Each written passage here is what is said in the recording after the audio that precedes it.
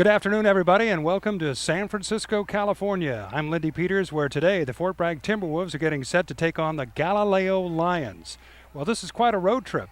As you can see, Ghirardelli Square is right there. We're just a few blocks away from Fisherman's Wharf and some of the great tourist attractions here in San Francisco. But we're not here to be tourists today. We're here to play football, and it should be a great game. The GalileoLions are coached by Mark Hun. They run a pistol offense, so the Fort Bragg Timberwolves defense, which had a little trouble with the spread offense that St. Bernard's threw at them a couple of weeks ago, are going to have their hands full again this afternoon. There is no JV game, it's just the varsity game. We're looking forward to an exciting contest. The pistol offense run by Mark Hun is, like I said, sort of a pro type of a set. Defensively, the Lions are going to run what is called a 5-3 base defense. We'll get into that here in just a bit, but let's set up the game. The weather, it's pretty nice. We've got a few clouds. There's about a 20% chance of rain, but as you can see, it's shirt sleeve weather as we get ready for this ball game. Kickoff is at 4 o'clock. There are no lights at this field. So if it does rain and if it does go into overtime, we'll see what happens. But generally speaking, high school football, where they play 12-minute quarters, that is, 4 12-minute quarters, it shouldn't be a problem. It should be daylight right till the end of this game. But it's kind of exciting to be down here in San Francisco. Fort Bragg came down here in 2009. They took on Galileo. They played at a different field, and they actually beat them pretty good. But this is a whole different squad they're going to be facing. And as I said, as we get ready for the pregame show and the football game itself, we'll get into more of the skilled players that Galileo puts out there on the field. The Timberwolves are back at full strength for this ball game. Their outstanding running back, Zach Smith, is suited up. He is ready to play. He missed last week's contest. He was hurt in the third quarter of the opening victory against McKinleyville, but he's ready to go. And it's an artificial surface here. So his speed should come into play, but remember, Galileo's got some great skilled players too, and they've got some good speed. So we're looking forward to a great game. Get set. Timberwolves football all the way from San Francisco. Don't have a cable car bell I can ring right now, but if I could, I would. It's the Timberwolves and the GalileoLions coming up. I'm Lindy Peters for Mendocino TV and the Skunk FM. Get ready for some high school football on the Skunk and Mendocino TV. We're getting set for high school football here in San Francisco, where the GalileoLions are hosting the Fort Bragg Timberwolves. This is, of course, a non-league game. The Timberwolves had a bye last week. They could use a week off as they get set to go. The Fort Bragg Timberwolves, talking to head coach Roy Perkins before the game, are healthy and ready to go. Zach Smith is suited up. He hasn't been out on the field yet here in warm-ups. Apparently he's getting taped by assistant coach Mark Cimolino. But the rest of the gang is ready to go. They'll probably use a few different formations here than they did on offense 2 weeks ago against the St. Bernard's Crusaders. Remember, they lost that game 40-7, so their offense only scored one touchdown, and it was late in the game. Meanwhile, Tyler Ashby, their quarterback, didn't have his best game. He's certainly ready to atone for that. The senior, the co-captain of the Fort Bragg Timberwolves, is looking to have a good game here today. This is artificial surface. There shouldn't be any problem in terms of footing. I walked the field here a while ago, and it's a good artificial surface. It's in good condition. Some of those older fields that are covered with artificial surface have some problems. They're kind of slippery, but this is a good field. It looks like it's going to be a good turf for the teams to be going at each other. Fort Bragg wearing their traveling white with their purple numerals, gray pants, and all set to go. They're gathered up around the far end zone now. The Timberwolves will be seated on the far side of the field here. The GalileoLions will be seated on the near side of the field. And one of the things the Timberwolves will be facing is a very tough offense. I mentioned it a while back as we started our pregame show. They'll be taking on the pistol offense of the Lions. And the Lions have run back into the locker room here momentarily, so we'll get a shot of them here in a bit as they come back out onto the field. But watching them warm up with that pistol offense, it could pose some problems. It's very similar to the spread offense that St. Bernard's ran a couple of weeks ago that the Timberwolves had trouble stopping. Injury-wise, the only player that seems to be having a little bit of a problem, according to Coach Perkins, is Devin Morgan. He is the backup player. Now Zach Smith is finally running out onto the field after being taped up. He injured his right knee against McKinleyville a couple of weeks ago, and remember what an outstanding year he had as a junior. The Timberwolves are going to need him today if they're going to pull off an upset here. Galileo with a good team. They've got good, big linemen. They are 40 deep in their roster. That is 40 players are suited up. Some of them aren't playing here, but their roster does have 40 members. It's almost going to look like two teams when they run out compared to the Fort Bragg Timberwolves, a much smaller school with a smaller roster. So we'll get set here and take a look at the Galileo Lions in a moment. This is MendocinoTV.com and the Skunk FM. I'm Lindy Peters as part of our pregame show getting ready for high school football. We're here at George White Field right in San Francisco, just a few blocks up from Fisherman's Wharf. We're getting ready to kick this thing off in just a few minutes. All right, now let's take a look at the Galileo Lions as they come out on the field getting ready for this game. As we said, they run the pistol offense. Their quarterback, Kyle Nelson, is a lefty. So when you're rushing the quarterback, you want to flush him out, make him run to his right rather than his left, which is the opposite of a right-handed quarterback. But he throws the ball well, so Kyle Nelson will be quarterbacking this team. The two outstanding skill position players on offense, Dontel Jackson. He's their scat back, their tailback. He wears number 2. Oftentimes he'll line up in a slot formation, then go in motion. They throw a lot of swing passes to him.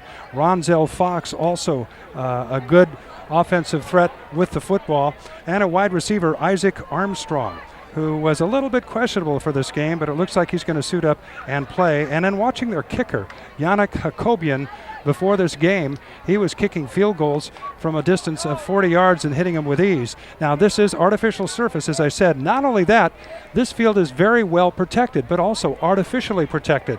There are 2 huge apartment buildings that sit right on Bay Street, which is the street this field is located on. And then in one direction, there are buildings, including the famous Ghirardelli building. The school is just behind us. We're at the base of a hill, and due west, there's also a series of buildings. So actually very well protected from the wind here.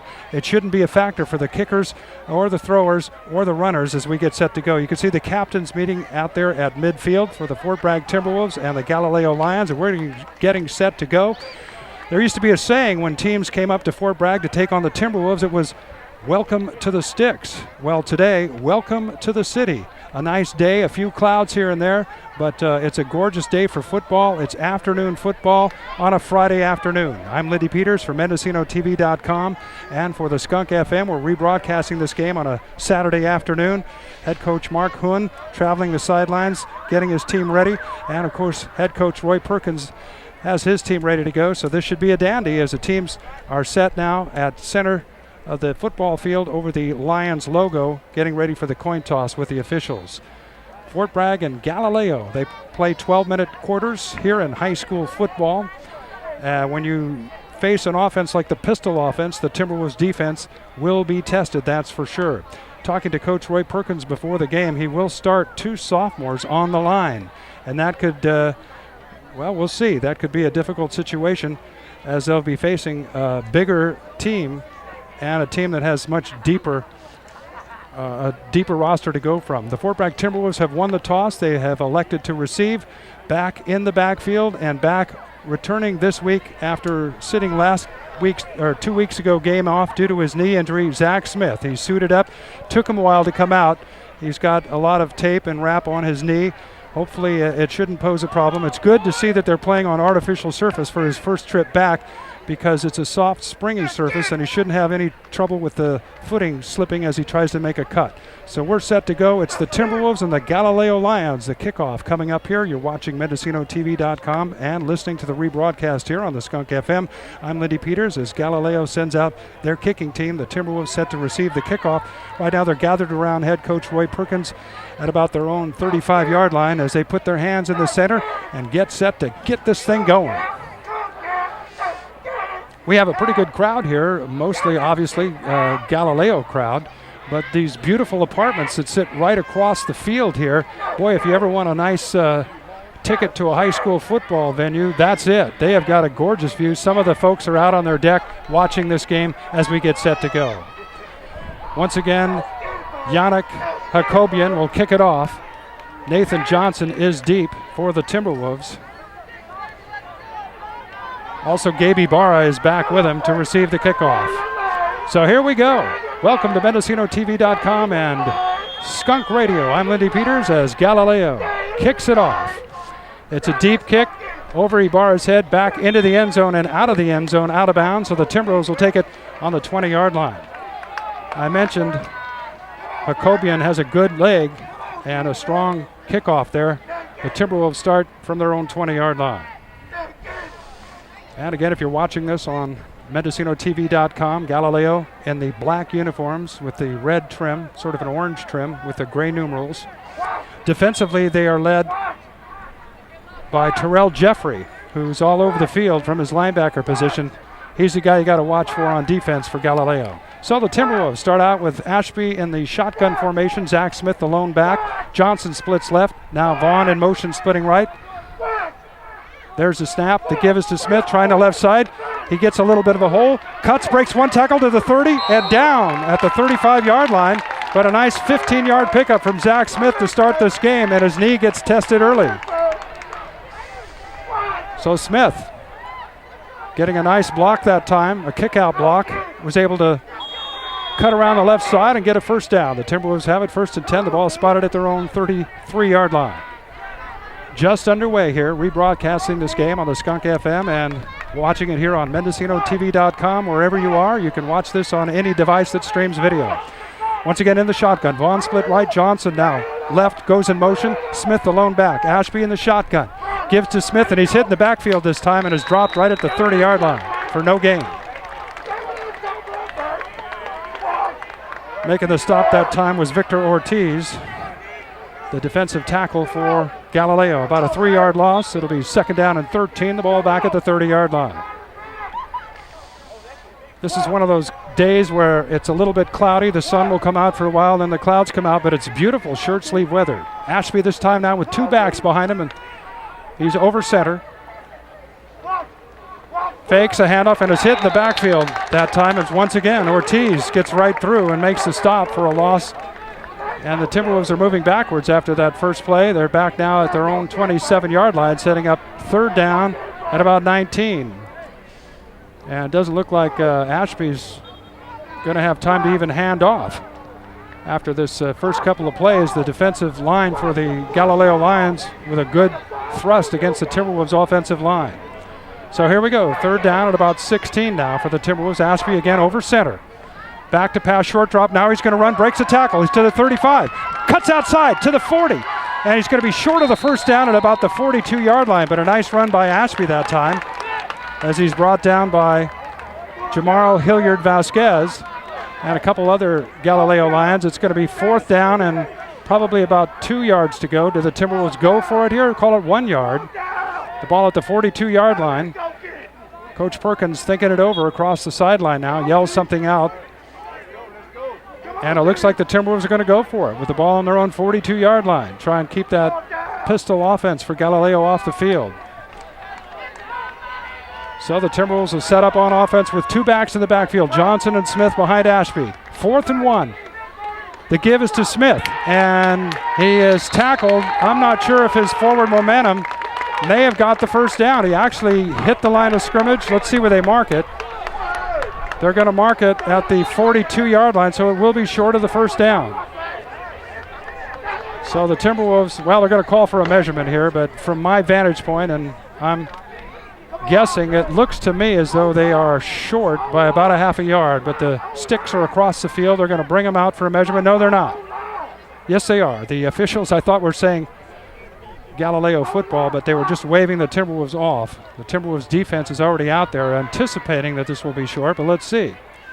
Taking them a bit to come across the field. You're listening to this game on the Skunk FM. I'm Lindy Peters, rebroadcasting this on a Saturday afternoon. Here come the chain gang across the way. They'll set it down and stretch it out, and the Timberwolves, ooh, it is going to be close, but it looks like they're just short, and I mean by inches, by about a half a foot. So Galileo takes over on offense. The Timberwolves going for it on 4th down, can't quite get there. And now the pistol offense of Galileo takes over with the ball in Timberwolves territory at the 43-yard line. 1st and 10, Galileo.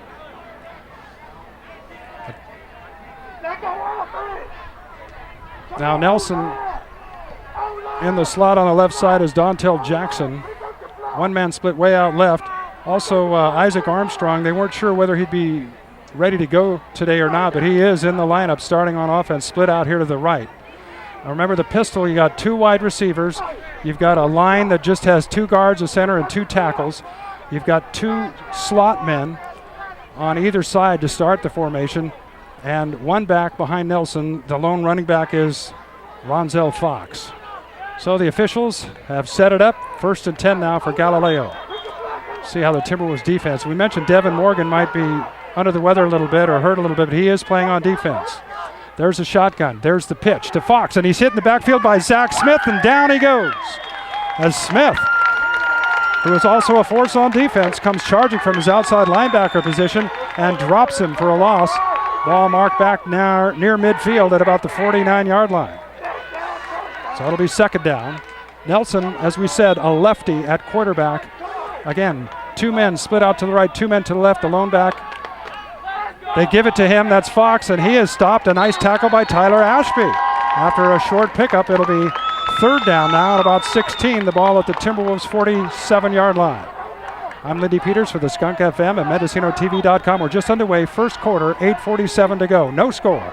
First offensive series for Balboa. Nelson back to pass. He looks. Now he looks like he's going to run. Now he looks like he's going to throw. He's got a man wide open. He's there at the 20, to the 10, to the 5. Touchdown, Galileo. As Nelson started to take off, the defensive back for the Timberwolves came up thinking he was going to run, and Tony Spears got juked that time, and instead it's a touchdown for Balboa. Receiving the pass and running into the end zone that time was Rodney Morgan, but good scrambling. Give that credit to Nelson for his scrambling ability that time, and with 8:31 to go here in this 1st quarter, Galileo has struck first blood. They lead it 6-0. On for the extra point. Jacobian. Nelson to hold. There's a snap. Spot's down. Nope, he can't get the spot off. Now he's going to try and run and throw. He's being chased down by Vaughn. He throws back. There's the catch, and they're wide open to the right side, and the man's going to run it in. The kicker runs it in, Jacobian. So Kyle Nelson has shown improvisational skills at quarterback you don't normally see at the high school level. In that first series, it was his scramble and his touchdown pass, and then on the extra point, which was going to be botched, he picked it up and again improvised. Ran to his left, was in trouble, threw back to his right, no one was there, and it's 8-0 Galileo. And we get set to kick it off here. We'll stay right here on the Skunk FM and MendocinoTV.com. Not a good start for the Timberwolves. They went for it on 4th down in their own territory, failed, then had 3rd and long situation on defense, only to watch the Lions score a touchdown on that 3rd down play. It's about a 48-yard touchdown pass from Nelson that time to Rodney Morgan. So it's 8-0 Galileo, as here to kick it off again is Jacobian. And like I said, he was really booming them in practice in this well-protected field. There's the kick, high end over end, and again, well into the end zone. And the Timberwolves once again will have a touchback and take it out on their 20. Looks like it's probably not going to have too much of a chance to return a kickoff here, and Timberwolves aren't usually seeing this type of leg on kickoffs, at least in the last couple of years anyway. So the Timberwolves get it on offense for the 2nd time. They'll start off on their own 20-yard line, 1st and 10, trailing now 8-0 in the 1st quarter. Both teams with one offensive series, and Galileo leading here. There's that 5-3 base defense. Basically, they put 8 men up, kind of dare you to run the football. Ashby in the shotgun. Got 2 men split left, 2 men split right. The snap is to Smith, and he fakes to Ashby and keeps it himself and picks up about 5 yards up to the 25-yard line, setting down 2nd down and 5. So Ashby actually lined up at quarterback that time. Faked a handoff to, Smith lined up at quarterback, faked a handoff to Ashby, and then kept the ball himself for about 5. 2nd down and 5. It looks right now, again, it's early, it's the 1st quarter, and we've only seen the offense out there on the field now for their 2nd series, but the Timberwolves, in order to throw the football, might have to have some rollouts or play action, because early on they're getting beat off the line of scrimmage. Ashby gives to Smith. No, keeps it himself. Nice fake, trying to get outside. Gets to the 30 and is tackled up at the 32-yard line, but the Timberwolves have a first down. And Ashby even faked me out. That's not too hard to do. Terrell Jeffrey makes a stop for Galileo as he had good pursuit to the outside, but the Timberwolves pick up their first down. First and 10 at their own 32-yard line, trailing 8-0. First quarter action, 7:25 to go here in San Francisco for this one. Ty Vaughn splits out to the left. Now an I formation backfield behind Ashby. One man splits to the right. They give it to Smith, first man through, and he is bull tackled after picking up about 4. The initial hit that time by Jamarl Hilliard-Vasquez. He was helped out by his teammates. Smith testing that knee. It looked like in the McKinleyville game at Timberwolves Stadium that his knee was very severely hurt, and he did sit out the next game against St. Bernard's. Last week a bye week, so he's had 2 weeks off to get that knee in playing condition. Looks pretty good so far. He's the lone back behind Ashby, over center. Johnson splits left, Vaughn right, fakes a pitch, turn around, tries to run it, and he is stopped. Ashby that time as Yannick Jacobian makes the stop. Also in there was Terrell Jeffrey. No gain on that one, so it's going to set up third down and about 6. Ball at the Timberwolves 36-yard line. They got to get to the 42 for a first down.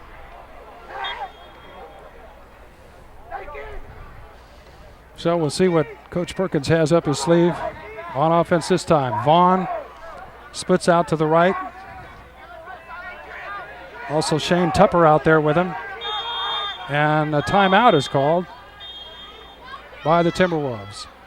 So a timeout on the field, 5:59 to go, first quarter. The score, Galileo 8, Fort Bragg nothing. We'll take a short break and return with action here in just a flash. You're watching MendocinoTV.com and listening to a rebroadcast of this game on the Skunk FM. I'm Lindy Peters. We'll be back with this big third down play in just a moment. Beyond all right, here we go. It's third down and 6 for the Timberwolves. Following that timeout, they trail 8-0. First quarter action as they break the huddle and come up to the line of scrimmage. Smith in the backfield. Johnson slotted on the right. In fact, 3 men split out to the right. Ashby over center. This suggests maybe a run to the right. Let's see what happens here. Third down and 6 for the Timberwolves. The ball at their own 42-yard line. Ashby back to pass, rolling to his right. Throws to Johnson. He makes a catch and drops it. Thought he had it for a moment, and then he dropped it as he was hit immediately that time. Good defense by Morgan. Also Balarezo in there for Galileo. And now it's fourth down, and you can bet the Timberwolves will probably punt this time. Ball at their own 42-yard line, fourth down.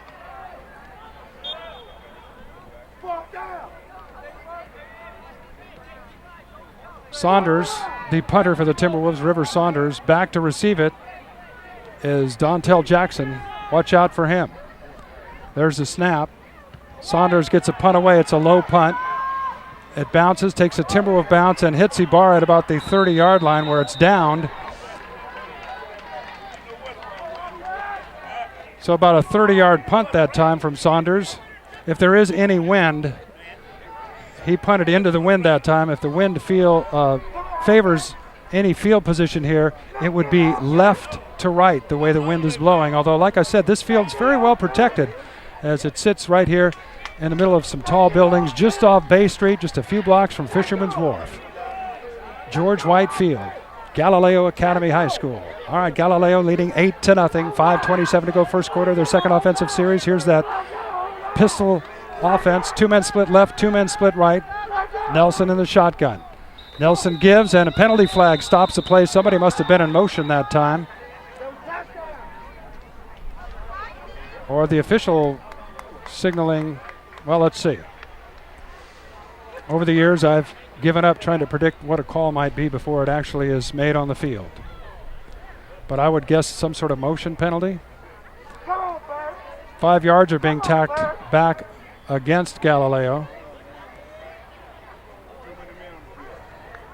No, it's 5 yards against the Timberwolves. They had too many men on the field that time. Well, that's why he stopped the play. now have a 1st and 5, do the Galileo Lions at their own 36-yard line. Again, that pistol offense spread formation. Nelson gives, hit for, and then breaks a tackle. Is Fox, and then he is hit and dropped by Tyler Ashby. Ashby getting some help that time from Jesse Martinez, but his momentum actually gave him a gain on that play. No huddle offense. This is what St. Bernard's did so well against the Timberwolves as well. They did gain about 3, setting up second down and, well, gain of 2. Second down and about 3 now for the Lions. Back to pass is Nelson, setting up a screen. Here it comes. Fox makes a catch, looking for running room, and a nice play by Martinez. Also in there to help out was Vaughn. The ball is short of the first down at about the 40-yard line, or let's see, now they mark it at the 41-yard line, so I believe it is a first down, and it is for the Lions. They lead at 8-0 first quarter, 4:33 to go. Well, remember, they only needed to get 5 yards to get a first down on that series after the penalty. So now it'll be 1st and 10, the ball at the Lions' 41-yard line. Nelson goes back and confers for a moment with his running back, Ronzel Fox. He takes a snap, fakes it to Fox, now runs back, gets away from one man, throws, and the pass is just short. Incomplete, intended for Kwok that time. Kwok had his man beat as once again the defensive back came up thinking Nelson might run. Timberwolves have to be careful of that. When Nelson starts to scramble, they better stay with their man because he's shown the ability to scramble, to find the open man. We saw it on their first touchdown. 8-0 the score, 4:21 to go. The incomplete pass stops the clock in the first quarter. You're listening to the Skunk FM, a rebroadcast. I'm Lindy Peters, watching this on MendocinoTV.com. There's a snap from Nelson, throws it out to the left, and that was a backwards pass, I think, which means it should be marked where it went out of bounds. But no, the official on the far sideline is saying that, in fact, it was an incomplete pass. There's a penalty back in the backfield where you normally find a holding call, but let's see what it is. It'll be second down, no matter where they spot it. Or third down, I should say. Let's see where they spot it. It is 5-yard penalty against Galileo. I didn't see the official make the call of what exactly happened there, but it's going to be... No, I'm sorry, there was no penalty flag. It's 3rd down and 15. Either that or the Timberwolves refused the penalty. Out of the shotgun, Nelson back to pass on 3rd down, looking to his left, throws it deep. And incomplete, had the man there running up the left sideline that time was Dontel Jackson. And it's 4th down, and with an 8-0 lead and their defense playing pretty well, you would expect the Galileo Lions will punt it away. 4th down and about 15, the ball at the 36-yard line of Galileo. We're in the first quarter, 4:10 to go. I'm Lindy Peters. You're listening to a rebroadcast on a Saturday afternoon here along the Mendocino coast on the Skunk FM. And if you're watching the video streaming on MendocinoTV.com, hey, thanks for joining us here. You can watch us anytime, anywhere. Call your relatives. They can watch it too. Doesn't matter if they're in Ontario, Canada, or if they're in Peking, China. You can watch it online. All right, the punt formation is out there for both teams. Johnson and Ibarra, or that's Smith, in the backfield to receive the punt. There's the snap. They get the punt away. It's a good kick. Johnson is under it at his own 20. He's got it at the 20. Nice block. Gets up to the 25. Breaks a tackle. And then is hit at the 28-yard line. Close to the 30 is Ty Vaughn with a nice block that time. Gave him a few yards to move in the right direction. And the Timberwolves have it 1st and 10. The ball at their own 29-yard line. First quarter, 3:55 to go. Galileo leading 8-0. Johnson got hit pretty good on that, but he's right back up and looking across the sideline there, throwing off a piece of equipment as the Timberwolves huddle up. Well, let's see if they can get something going here offensively. Their first series, they were unable to get much of an offensive push going. Their second series, they did get a first down, but then were stopped. So let's see how they do on their third offensive series, trailing 8-0. Timberwolves taking a while to get this play off. They got to be careful of a delay of game now as Ashby comes up out of the shotgun. Smith is in the slot, right side. Johnson alone back with him. Ashby takes a snap, gives it to Johnson, right side, and Nathan is going to pick up about 3 up across the 30 to about the 32-yard line. Setting up second down and about 7. First quarter, 8-0, Galileo with the lead. Ashby gets the play across the sideline from Coach Perkins.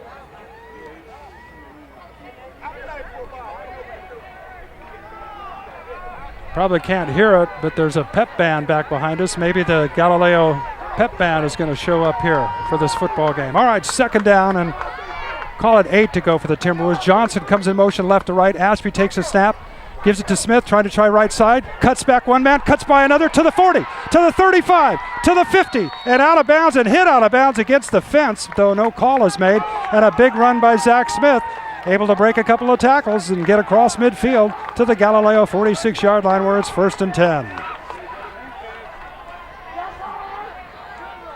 Clock stops, 3:07 to go, first quarter. Fort Bragg 8, Galileo nothing. We're right here on Bay Street, so every so often, I don't know if you can pick it up in the video, but a tourist bus will go by full of tourists. Right now, that's a towaway zone. They're towing your car.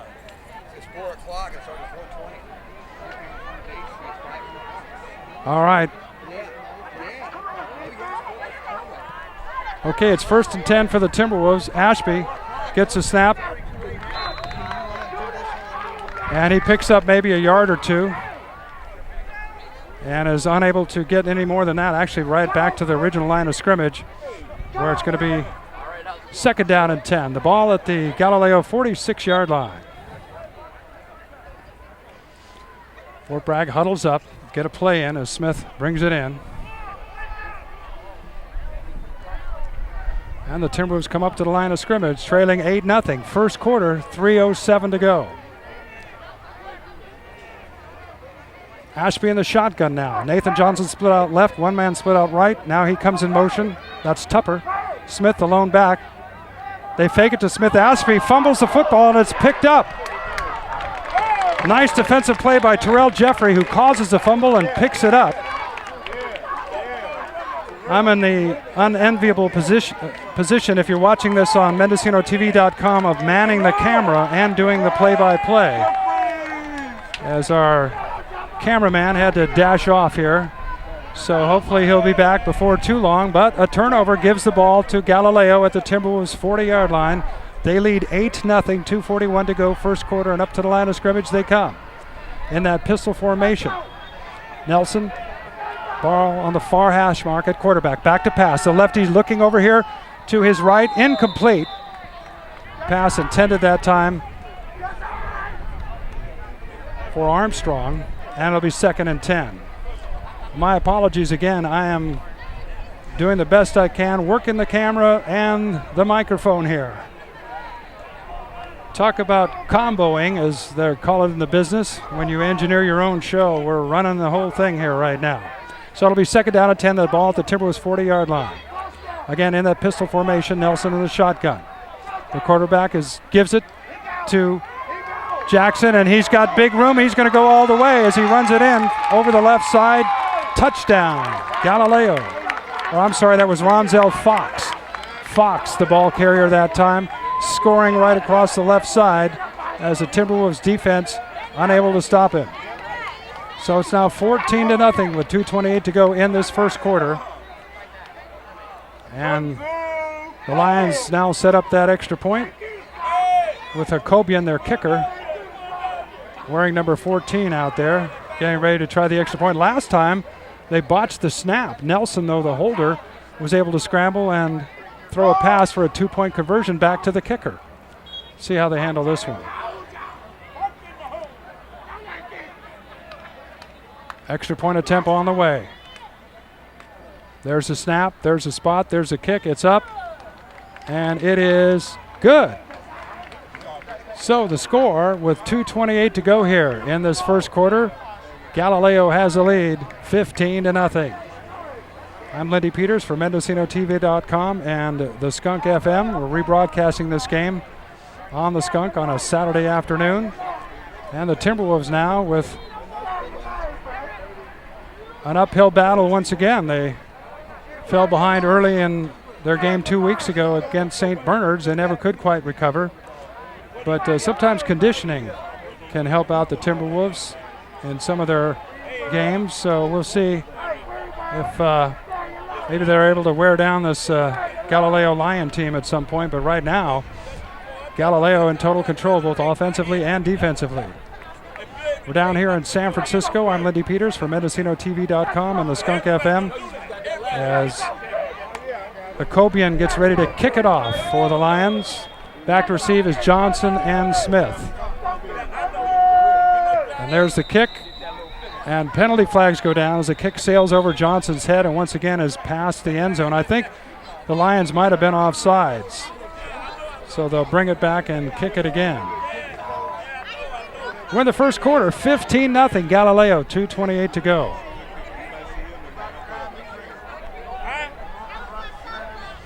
So bringing it back, Hakobian will kick it now from his own 35. It probably won't make too much difference. Now remember, as I said a while back, if there is any wind, it is at his back.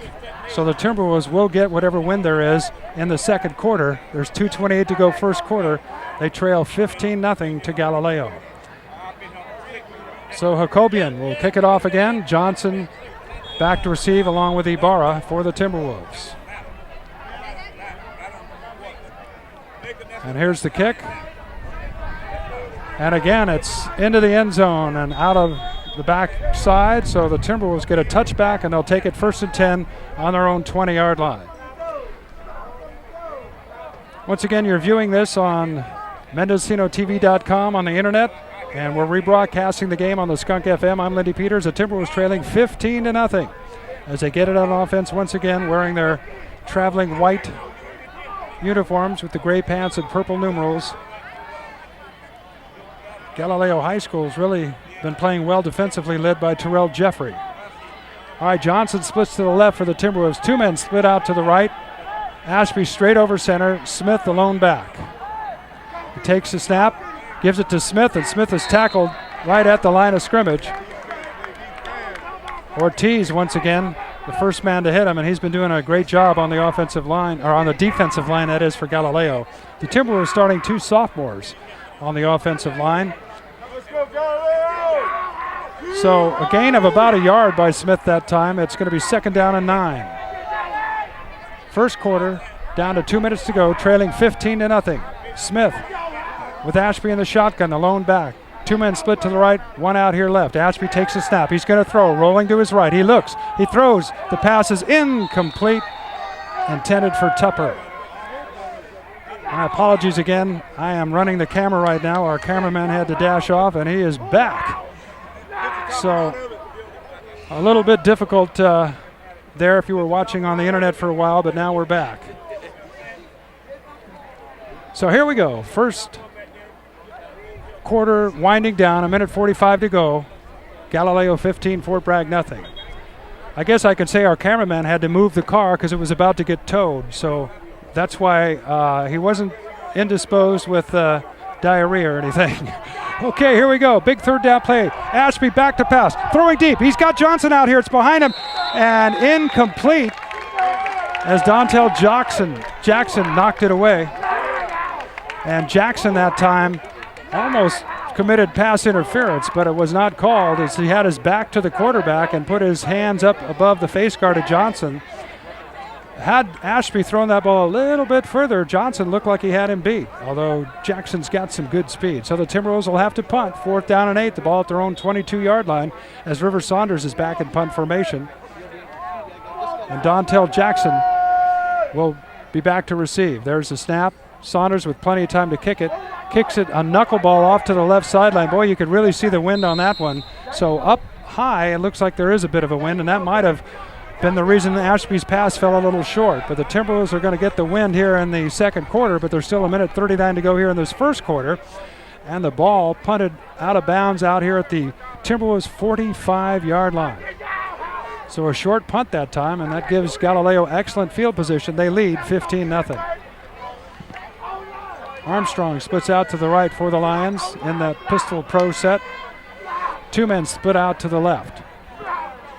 Fox alone back. Nelson throwing that swing pass out there to Jackson, and he cuts inside, breaks a tackle. Zach Smith trying to get him and pulls him down from behind. A nice tackle by Zach Smith that time, or he might have got away again. Jackson Picks up a first down for Galileo down to the Timberwolves 30-yard line on that little swing pass. 1:20 to go first quarter. Galileo with a 15-0 lead. That wind is picking up now. Moving left to right if you're watching on video.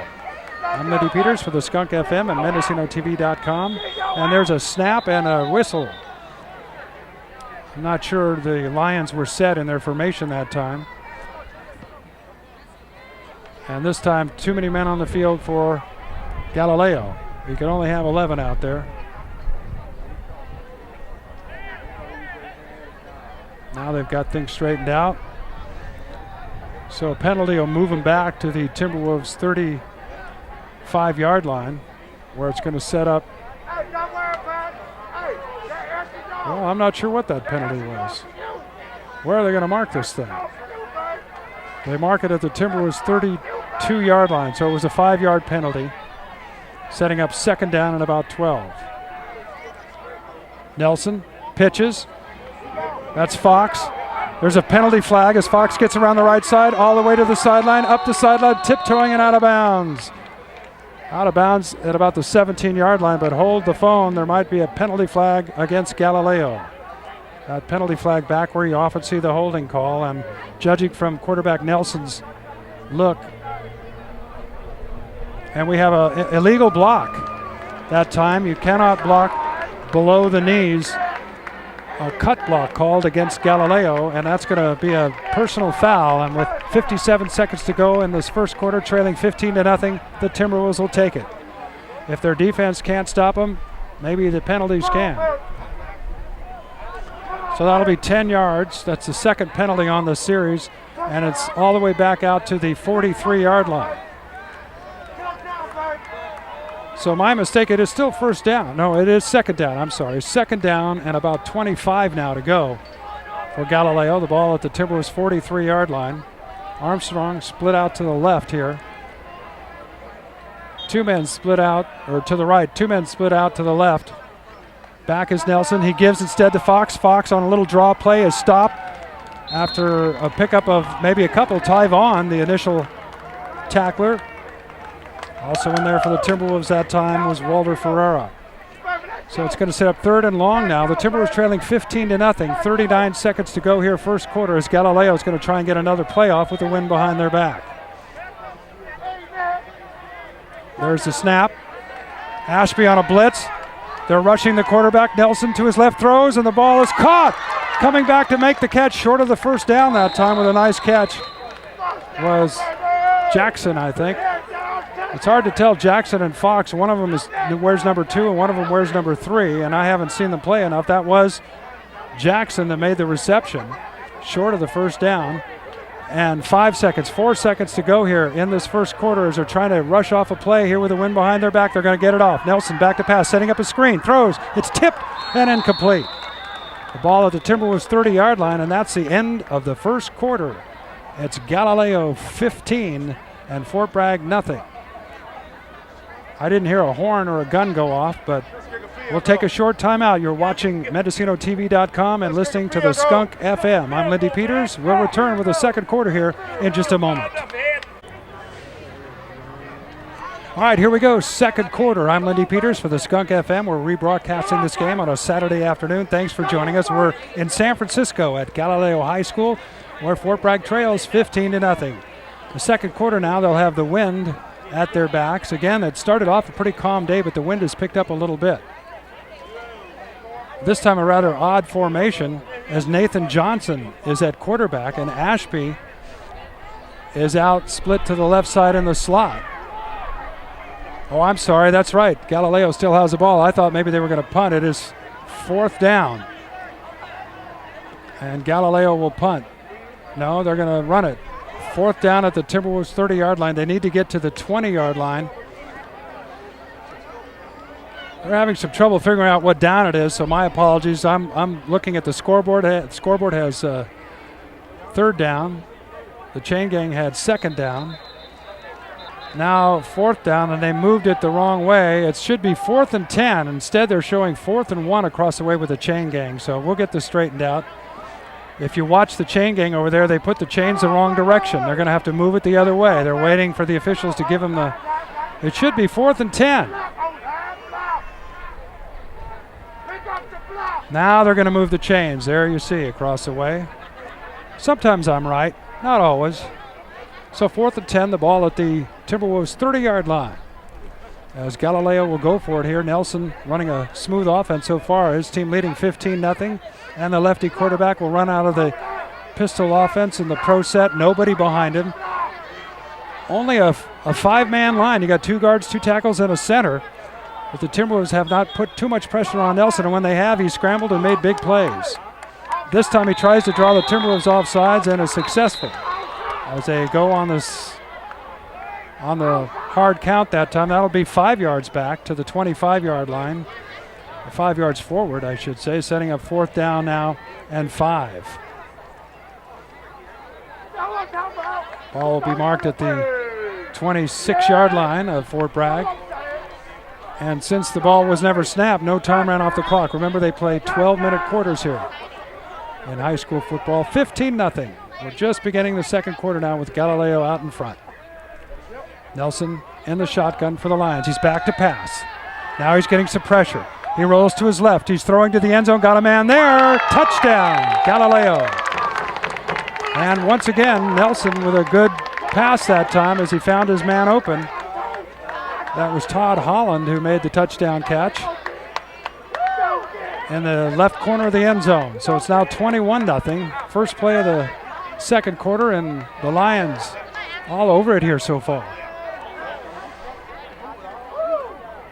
Timberwolves defense talking a little bit amongst themselves. There have been some obvious mistakes in the defensive backfield. They're just not staying with their men when Nelson starts to scramble. No reason the receivers should be as open as they've been. Give credit to Nelson. All right, here comes the extra point attempt now. Jacobian, who's kicked very well, gets the point up. It's got the distance, and it's good. As that football goes over the fence and out there with the tourist buses. And the score, with 11:51 to go here in the second quarter, it is Galileo 22, Fort Bragg nothing. But as I said, the Timberwolves have to try and hang around and then see if they can get something going here and use the stamina that oftentimes is a difference in a high school football game. But right now, they got a lot of work to do. So the Timberwolves will keep it right here. You're listening to this on a rebroadcast on the Skunk FM. I'm Lindy Peters, watching it on video on MendocinoTV.com. Well, the sunshine that was coming in and out seems to have gone away at this point. It is getting a little cloudy here at George White Field, Galileo High School, right down here near Fisherman's Wharf along Bay Street in San Francisco. Now kicking against the wind is Jacobian for the Lions. Deep to receive is Ibarra along with Johnson. Zach Smith, who last year was such a great return man, is on the sideline with that sore knee.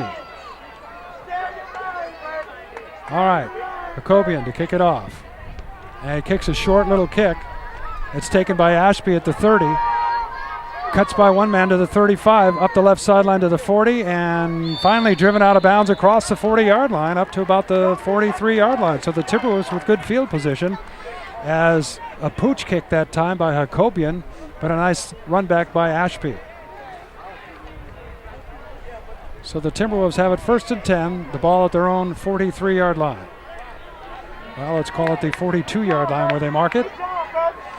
We're in the second quarter. It's Galileo 22, Fort Bragg nothing. 11:33 to go. We're just underway here in the second quarter. And the Lions controlling the ball on the line of scrimmage both offensively and defensively thus far. Timberwolves come up to the line of scrimmage. Smith, the lone back. Double tight end formation now for the Timberwolves as Tupper comes in motion. There's the pitch to Smith as he tries to get around the right side. Fox has got him for a loss in the backfield. Wanzel Fox with a nice play that time, coming off his block and making the tackle for a loss of about 4, setting up first down, or second down that is, and 14. Ball at the near hash mark now. So Fort Bragg tried to load up for a sweep on the right side. And the outside linebacker, Ronzel Fox, read it all the way and slipped his block and made the tackle. So 2nd down and 15 for the Timberwolves. The ball back at their own 38-yard line. Ashby in the shotgun, rolling to his left. Looks like he's going to throw. His pass incomplete, intended for Ty Vaughn. Nice defense that time by Terrell Jeffrey. He was right there. So it'll be 3rd down and 15. Fort Bragg really having trouble getting anything going on offense here. Clock stops now on the incomplete pass. 10:45 to go. 2nd quarter, 22-0. Galileo with the lead. Tupper splits out to the right. Martinez slotted inside him. Johnson and Vaughn split out left. Zach Smith alone back behind Ashby. They snap it to Smith. He tries to go up the middle, and he's greeted by the defense. The initial hit that time was by Yannick Hakobian. Then the rest of the team was there. Nobody fooled on that. It's 4th down. One of the things that Zach Smith is good at is if he can get through a hole and the initial line of scrimmage, he's really good in the open field, but he's been bottled up pretty well by this Lion defense so far. He has not been able to get past that line of scrimmage.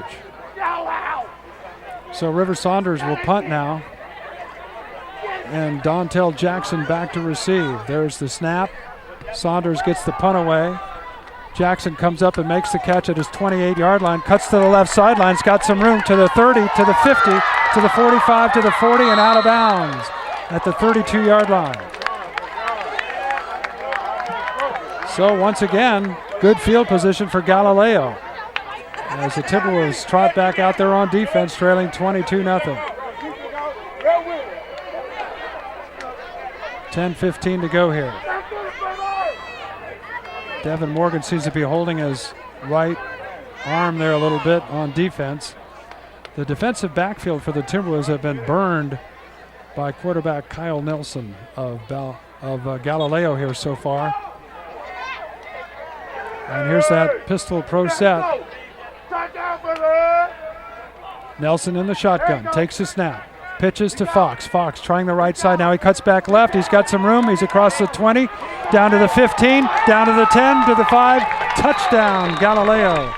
And Ronzel Fox with a nice run that time. And the Timberwolves defense arm tackling right now, and that's not going to do it against this caliber of a team. And it's now 28-0. 10:05 to go here in the 2nd quarter. Well, it's been all Galileo. If you're a fan of the Lions, this has been a fun game, but the Timberwolves on the road here, not playing very well, but you have to give credit to the Lions. They have got a good squad this year. Here's Hakobian for the extra point. Last time he kicked it almost down to Geary Street. That kick is up, and it's good. And it's now 29-0. Galileo over Fort Bragg. 10:05 to go here in the 2nd quarter. The Timberwolves starting to be a little Gumby-shouldered over there across the far sidelines right now. This is the 2nd game in a row where they've trailed big early in the game. And facing a very similar offense. This offense for Galileo very similar to St. Bernard's offense 2 weeks ago that beat Fort Bragg 40-7. They didn't have an answer that night. So far today, they don't have an answer either defensively. And like I said, give credit to the Lions. They've got a very talented team. Talented quarterback, good skill position players, good line both offensively and defensively, and they have been in total control of this game early on. 29-0. We'll keep it right here as Hakobian kicks it off. Kicks it to Johnson, who takes it at the 22 to the 25. Tries to get to the right side, gets a block. There might be a flag. No flag. He's across the 40 to the 45. Got some blockers to the 50. Cuts away from his blockers and gets down into Lion territory to the 45-yard line. Nice run back that time. He had a whole bunch of blockers up the right sideline. Johnson did, but he cut it back. And he might have seen what he thought was some daylight there, but it closed quickly. So the Timberwolves with the ball across midfield, 1st and 10 at the Lion 45. Trailing 29-0. 9:54 to go here, 2nd quarter Lindy Peters from MendocinoTV.com and the Skunk FM, where we're broadcasting this game on a Saturday afternoon on the radio. And you can watch this anytime, anywhere on video.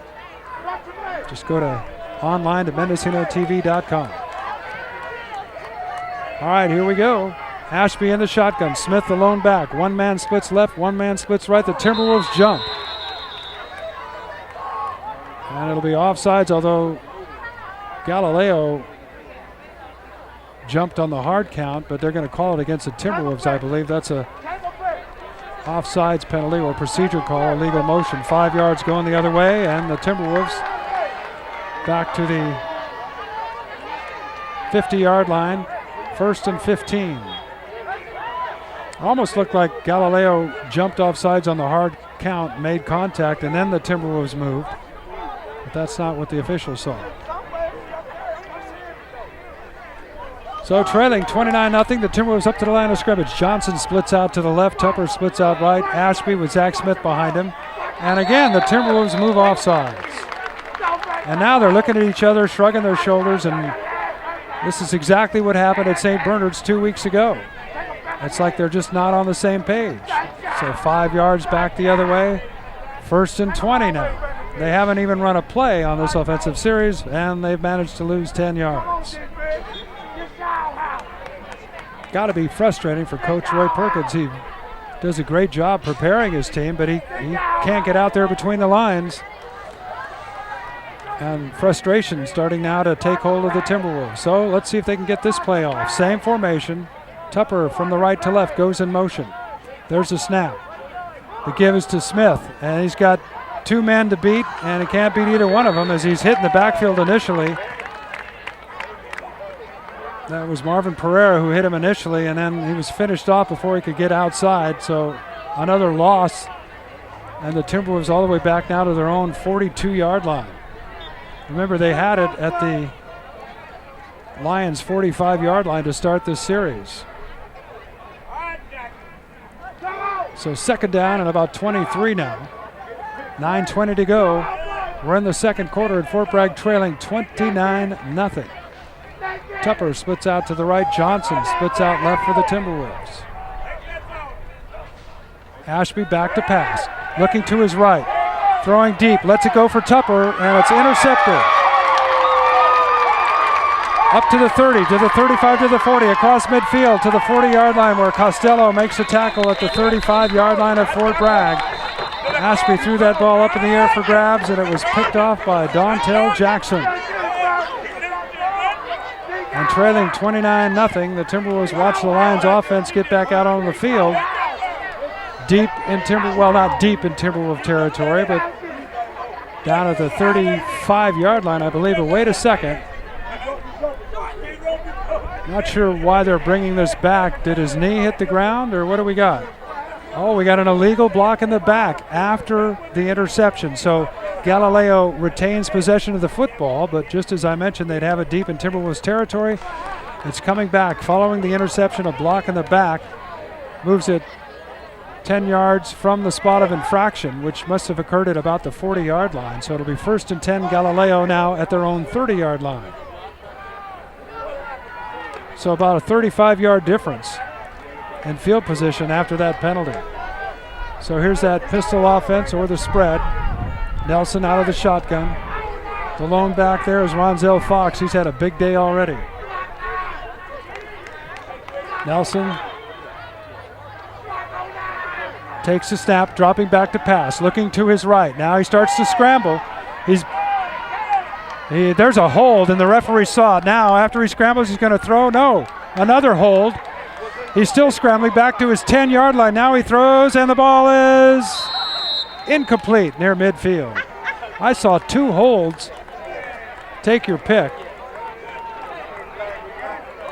Well, maybe one of the reasons Nelson's getting so much time is we got a little something illegal going on. The official's waiting to talk to the Timberwolves captain now.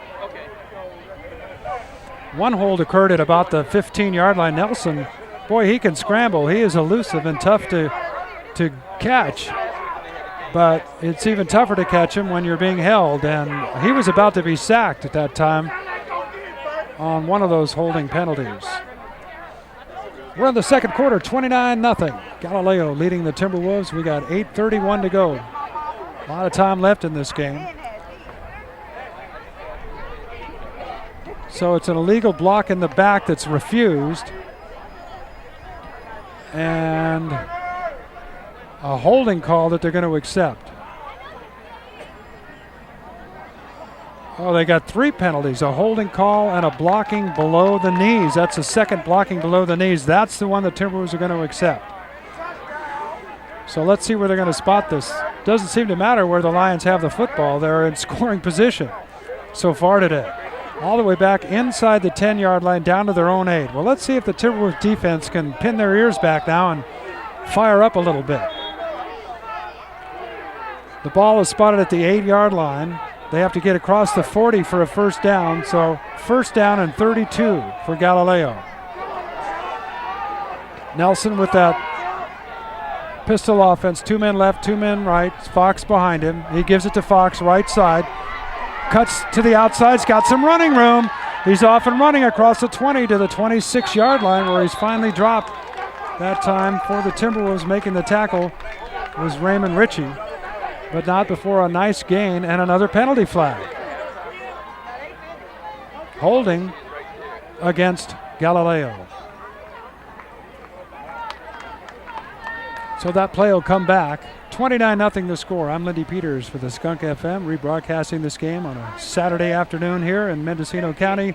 And if you're watching video, you've found us online here at MendocinoTV.com. So, after the penalty, the ball goes back to the line of scrimmage.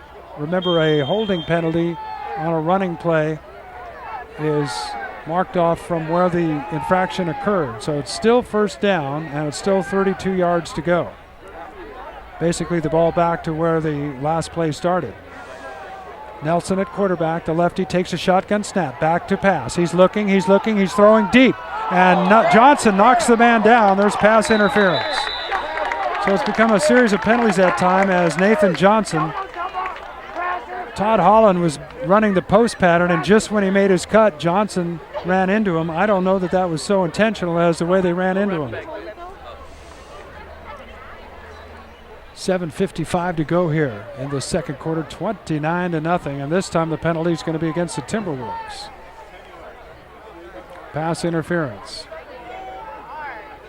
Remember, in high school football, it's not marked off from where the penalty occurs like it is in the NFL and college. It is marked from the line of scrimmage, so it's only a 10-yard penalty, or a 15-yard penalty, that is. The ball now spotted out near the 23-yard line, and it's still first down. So 3 plays, 3 penalties. We're still first down. It's still 29-0. We're still in the second quarter. 7:55 to go. So here we go.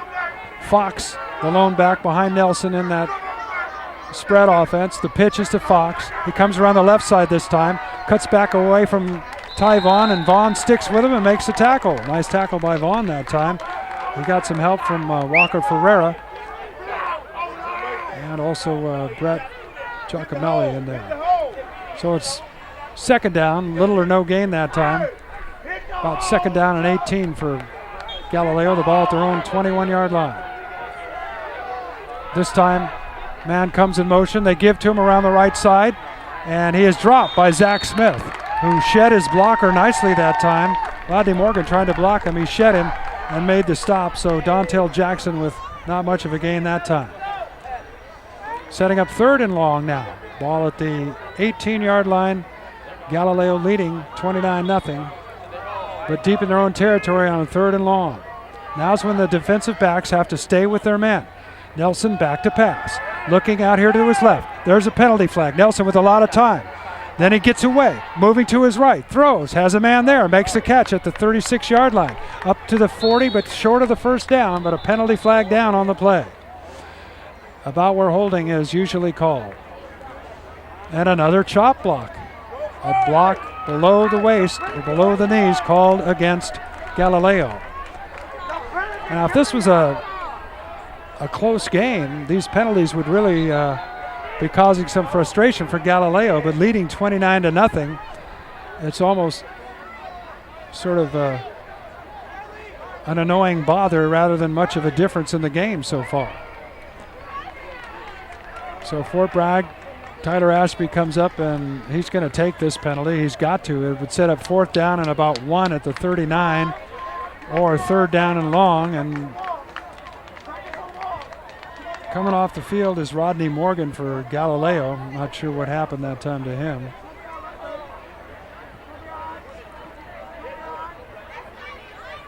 So the officials will mark off the penalty.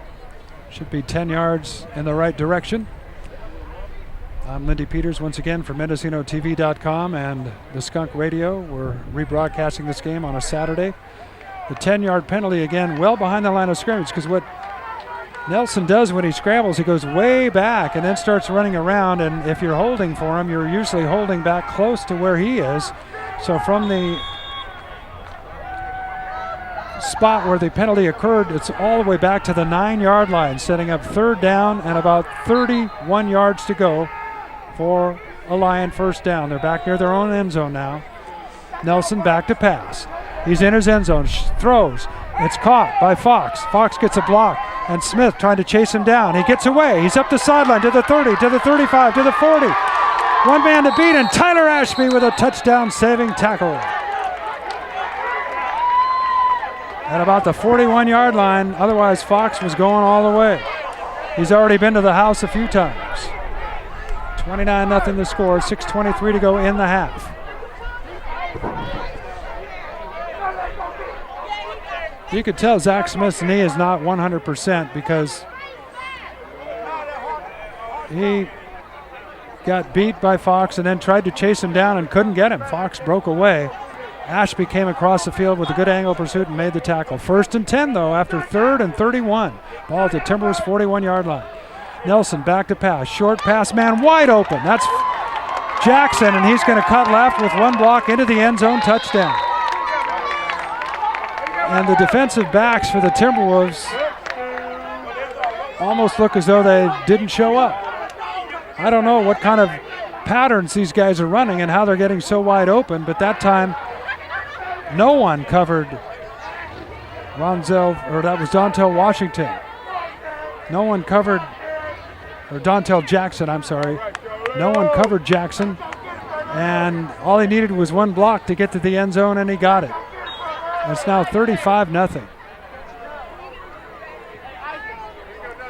Still 6:14 to go in the half.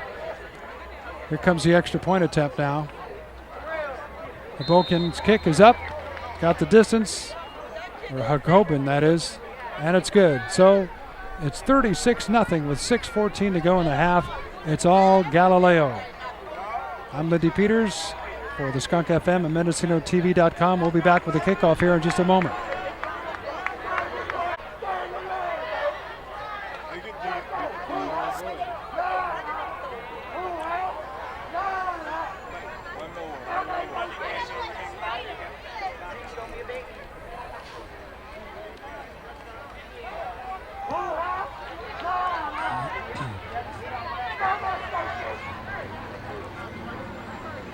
All right, here we go for the kickoff.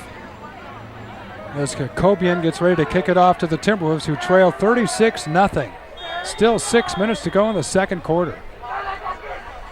And another little pooch kick. This time Costello takes it at his own 40 and just goes right down to the ground. No sense of trying to return it.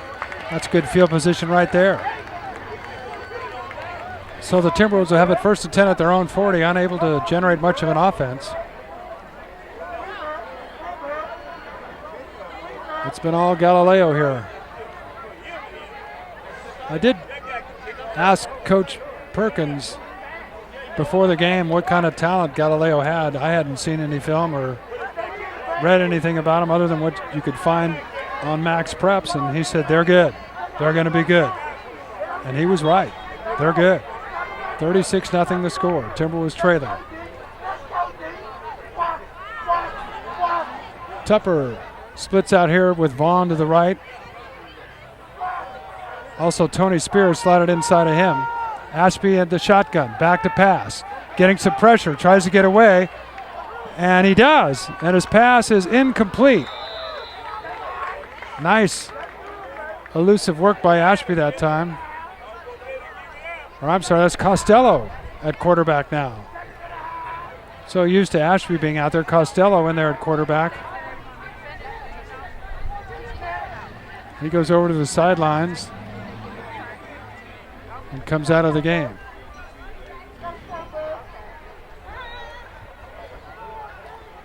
So an incomplete pass, could have been a big loss that time. 2nd down and 10, the ball at the 40-yard line of the Timberwolves. Ashby over center. 2 backs behind him. Ashby takes the snap, keeps it himself right side, got a little room, and is tackled across midfield, a 10-yard gain that time. And Ashby picks up a 1st down. There haven't been too many of those for the Timberwolves.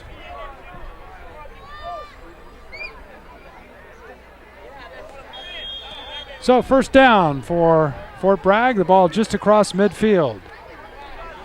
5:35 to go here in this first half. Fort Bragg trailing 36-0. So Ashby up to the line of scrimmage. 2 backs behind him split. Smith is not in the backfield right now. There's a give, and that's Devin Morgan, and he's not going to get much, if anything, maybe a yard. Now the first league game for the Timberwolves, the first game that really matters for them, is next week at home against Lower Lake. And maybe Coach Perkins feels at this point, trailing 36-0, he doesn't really want to take too many chances with his offensive star, Zach Smith, although Smith, just as they say that, now is going to trot back out on the field. So it'll be 2nd down and 9 for the Timberwolves. 4:51 to go in this first half, trailing 36-0. Up to the line of scrimmage they come. Tupper splits out right, Vaughn slotted inside him. 2 men split out to the left, Johnson in the slot. Smith in the backfield now along with Ashby. Ashby fakes to Smith, steps forward, he's in trouble. And he is tackled from behind that time. Making the stop for Galileo was Marvin Pereira. Ashby was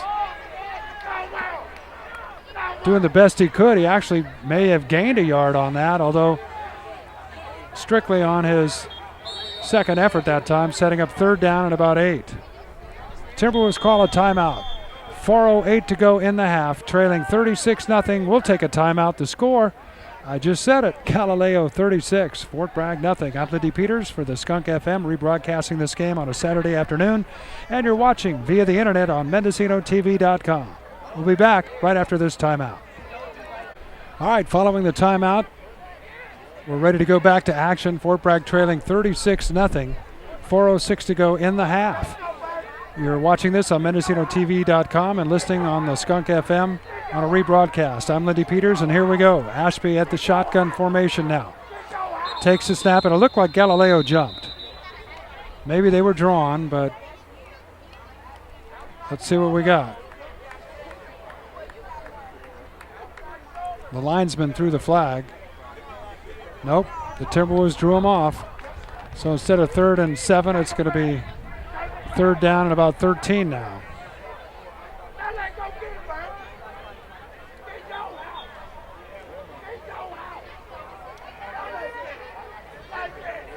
Ball back now at the Timberwolves 47-yard line.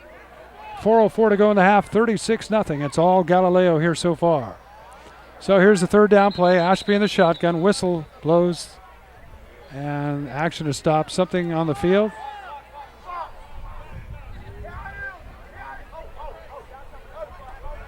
Oh, we got one of the players for the Lions. Jacobian has a cut on his arm, and in today's world, if you have any blood flowing, you run to the sidelines. All right, Ashby fakes to Smith. Now he looks, now he throws. Johnson has it. He's across the 40 and has a 1st down for the Timberwolves. Nice run by Nathan Johnson after the catch that time. And it's 1st down, Fort Bragg at the Galileo 38-yard line. Well, if nothing else, 3:52 to go here in this first half. If the Timberwolves could put something on the scoreboard before halftime, that would make it a little easier when they went in the locker room. 36-0 is the score. Up to the line of scrimmage come the Timberwolves now. The ball at Galileo's 39-yard line. Johnson slotted in the right this time. Tupper outside of him. Ashby at quarterback in the shotgun. Back to passes. Ashby rolling to his right. Looks, throws, caught by Tupper. Down at the 30, and then he fumbles as he goes down, but the official says he's down. Galileo wants the fumble, but Tupper is down on contact inside the 30, close to another first down. It is a first down for the Timberwolves, so they move the ball now. Trailing 36-0, still 3:14 to go here in this first half.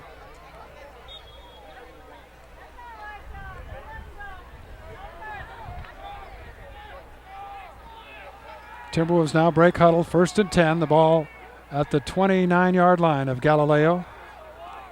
Smith in the backfield along with Ashby. 3 men split out to the left. And Ashby rolls that way. He looks. He's throwing. He's got Johnson in the corner. He's got a touchdown, Timberwolves. As Tyler Ashby throws a 29-yard touchdown pass. And with 2:51 to go in the half, Fort Bragg does put a dent on the scoreboard. It's 36-6. Beautiful pass from Ashby that time. Johnson beat his man, and Ashby had to put it on the money, and he did. Rolling to his left, which for a right-hand quarterback, sometimes that's not an easy pass. So the Timberwolves strike pay dirt. River Saunders will attempt the extra point now. Ashby to hold. Fort Bragg still has a long ways to go if they're going to get back in this game, and they still seem to have no answer defensively for Galileo. There's the snap, spots down, the kick is up, it's got the distance, and it is good. So the score with 2:51 to go in the half, Galileo 36, Fort Bragg 7. I'm Lindy Peters. We'll be back with the kickoff here in just a flash. All right, the Timberwolves have just scored. It's 36-7. I'm Lindy Peters for MendocinoTV.com and the Skunk FM, rebroadcasting this game on a Saturday. 2:51 to go in the half.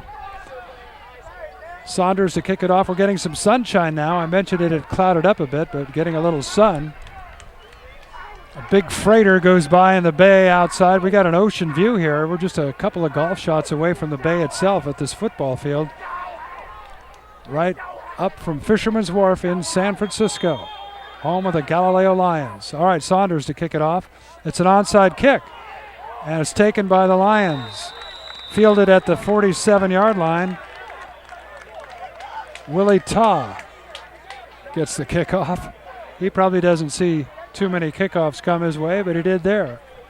So the Lions, 2:51 to go in the half, leading 36-7, have excellent field position as the Timberwolves onside kick.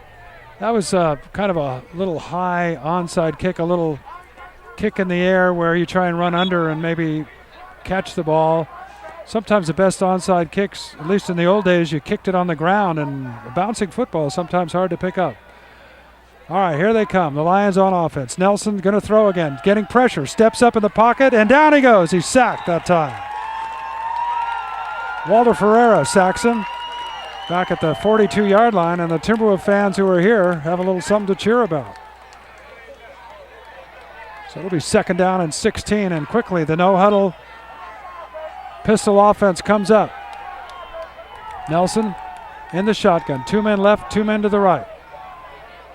Fox the lone back, and they pitch it to Fox. He's coming left side, and he turns the corner across the 40 and gets tackled from behind that time, up near the line of scrimmage.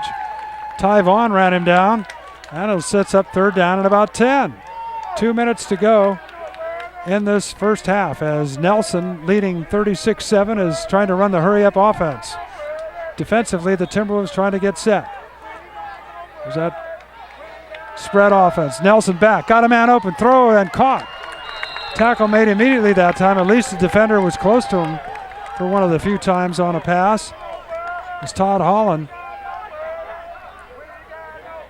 Made the catch for Galileo, a 1st down. Inside the 40, down to the Timberwolves 39. Nelson again, back to pass. Pump fake, now he's going to run up the middle, and he's stopped. Making a nice tackle, Ty Vaughn that time. For a loss of about a yard. 2nd and 11. Quickly to the line of scrimmage comes Galileo with 1:26 to go in the half, leading 36-7. They're running the hurry-up offense. Out of that pistol set in the shotgun, Nelson, the lefty, takes the snap. Back to pass. Setting up a screen. Here it comes. It's intercepted by Devin Morgan. Can he go all the way? Fox running him down from behind and tackles him at the 28-yard line. So Galileo, trying to rub a little salt in the wounds, gets a little salt rubbed in their wound. You're leading 36-7. They're trying to score more points. They get it right back in their face as Morgan picks it off and runs it down to the Galileo 28-yard line. And like the fans, there hasn't been too much for me to get excited about. But that time Morgan read it perfectly. You could see them setting up the screen from up here. And Fox, with his speed, credit him with a touchdown saving tackle as he ran him down from behind. That kid's talented out there. So now, 1st and 10 for the Timberwolves at the 27-yard line of Galileo. Ashby keeps it, runs right up the middle over the left side and picks up close to 5 yards. We're down to a minute to go now in this first half. 2nd down and 5. No attempt to stop the clock by the Timberwolves. Looks like they're ready to settle in here. 50 seconds, 49, 48. See if they try and throw it to the end zone. Trailing 36-7 just before halftime. Smith and Johnson in the backfield behind Ashby, who's over center. And he gives it to Smith, right side, and he is stopped after no gain. So it'll be 3rd down and 5. 30 seconds to go, and the Timberwolves call a timeout.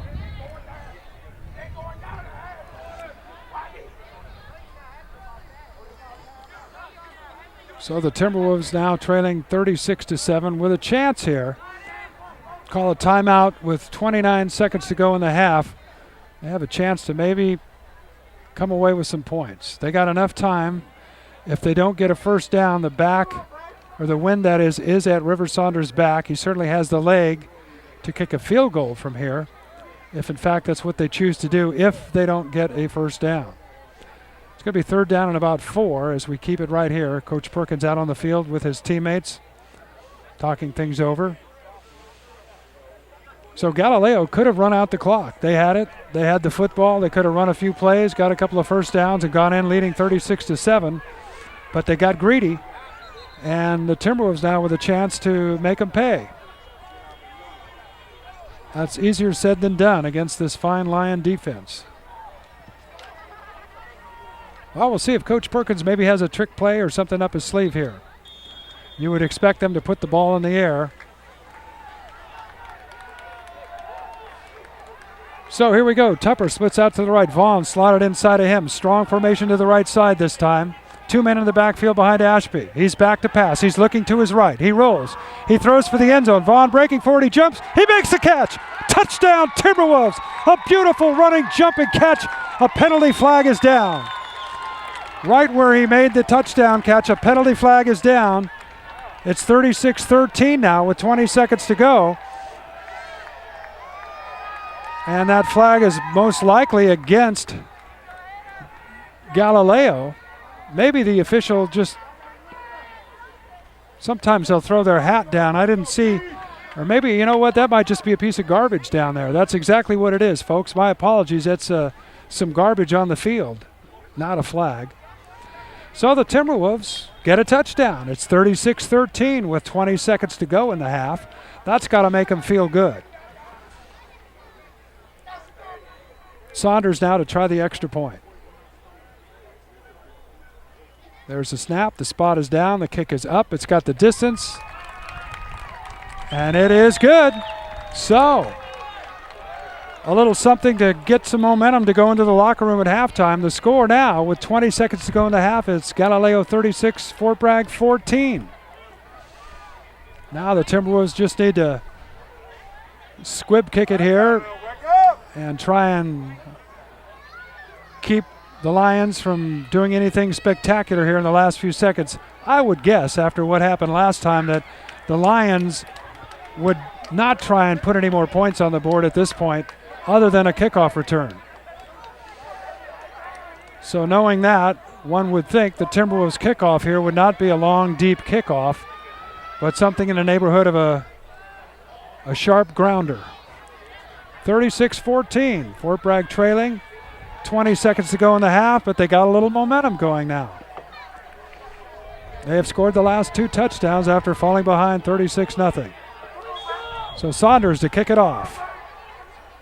And the Timberwolves had the wrong personnel out on the field. They had 12 men on the field on the kickoff, and Saunders did kick it completely out of the end zone. But just like 2 weeks ago against St. Bernard's, somehow the special teams can't figure out who's supposed to be out on the field. I can't believe that, but it's not. That's really not the coach's fault. If you're on a special team, you need to know it. It's kickoff. The kickoff team should run out on the field. That time they had 12 men. One guy was struggling to run off the field. He didn't get off the field in time. So they'll mark it 5 yards back, and Saunders will kick it off.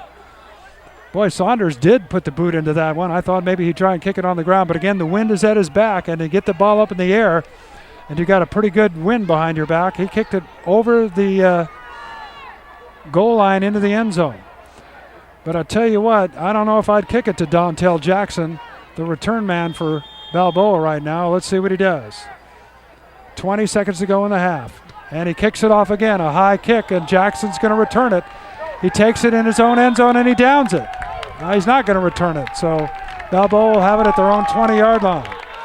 So Saunders kicked it from his own 35-yard line into the end zone. Nice kickoff.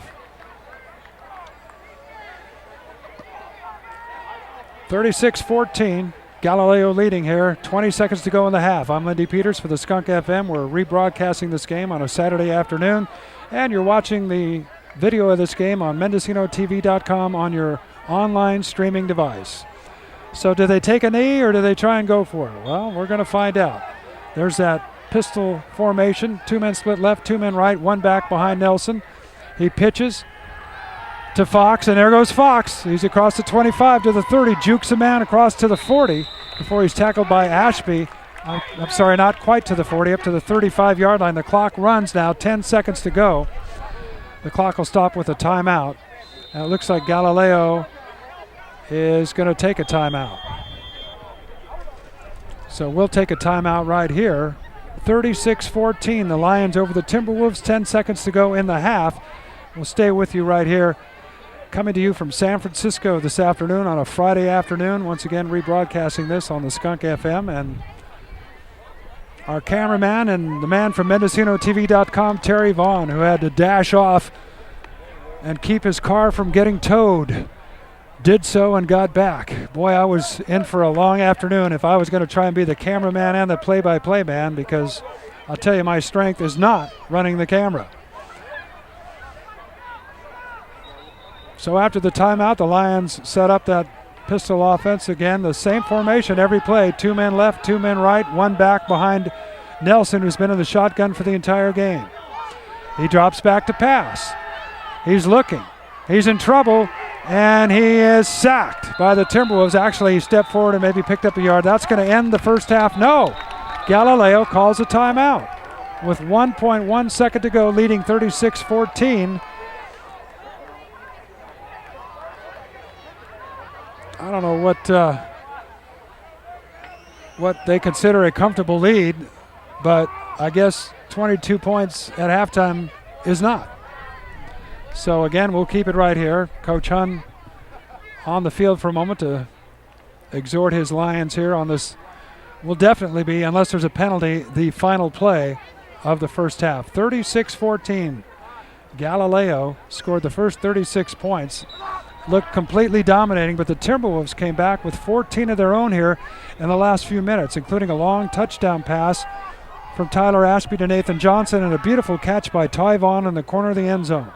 All right, back to passes Nelson. It's a draw play. They give it to Fox, and there he goes, and he's right up the field, and he's tackled from behind at about the 42-yard line by Zach Smith. And Fox a little slow getting up here on that last play. But that's the end of the first half. The score, it is Balboa. I keep thinking of Balboa High School. I don't know why I'm standing here at the field at Galileo, but that's another high school in San Francisco, in case you're wondering, where a couple of my friends went to from college days. So that'll do it. As a sightseeing bus goes by, it's Galileo 36, Fort Bragg 14. It's halftime. I'm Lindy Peters for the Skunk FM and MendocinoTV.com. We'll be back with the second half coming up.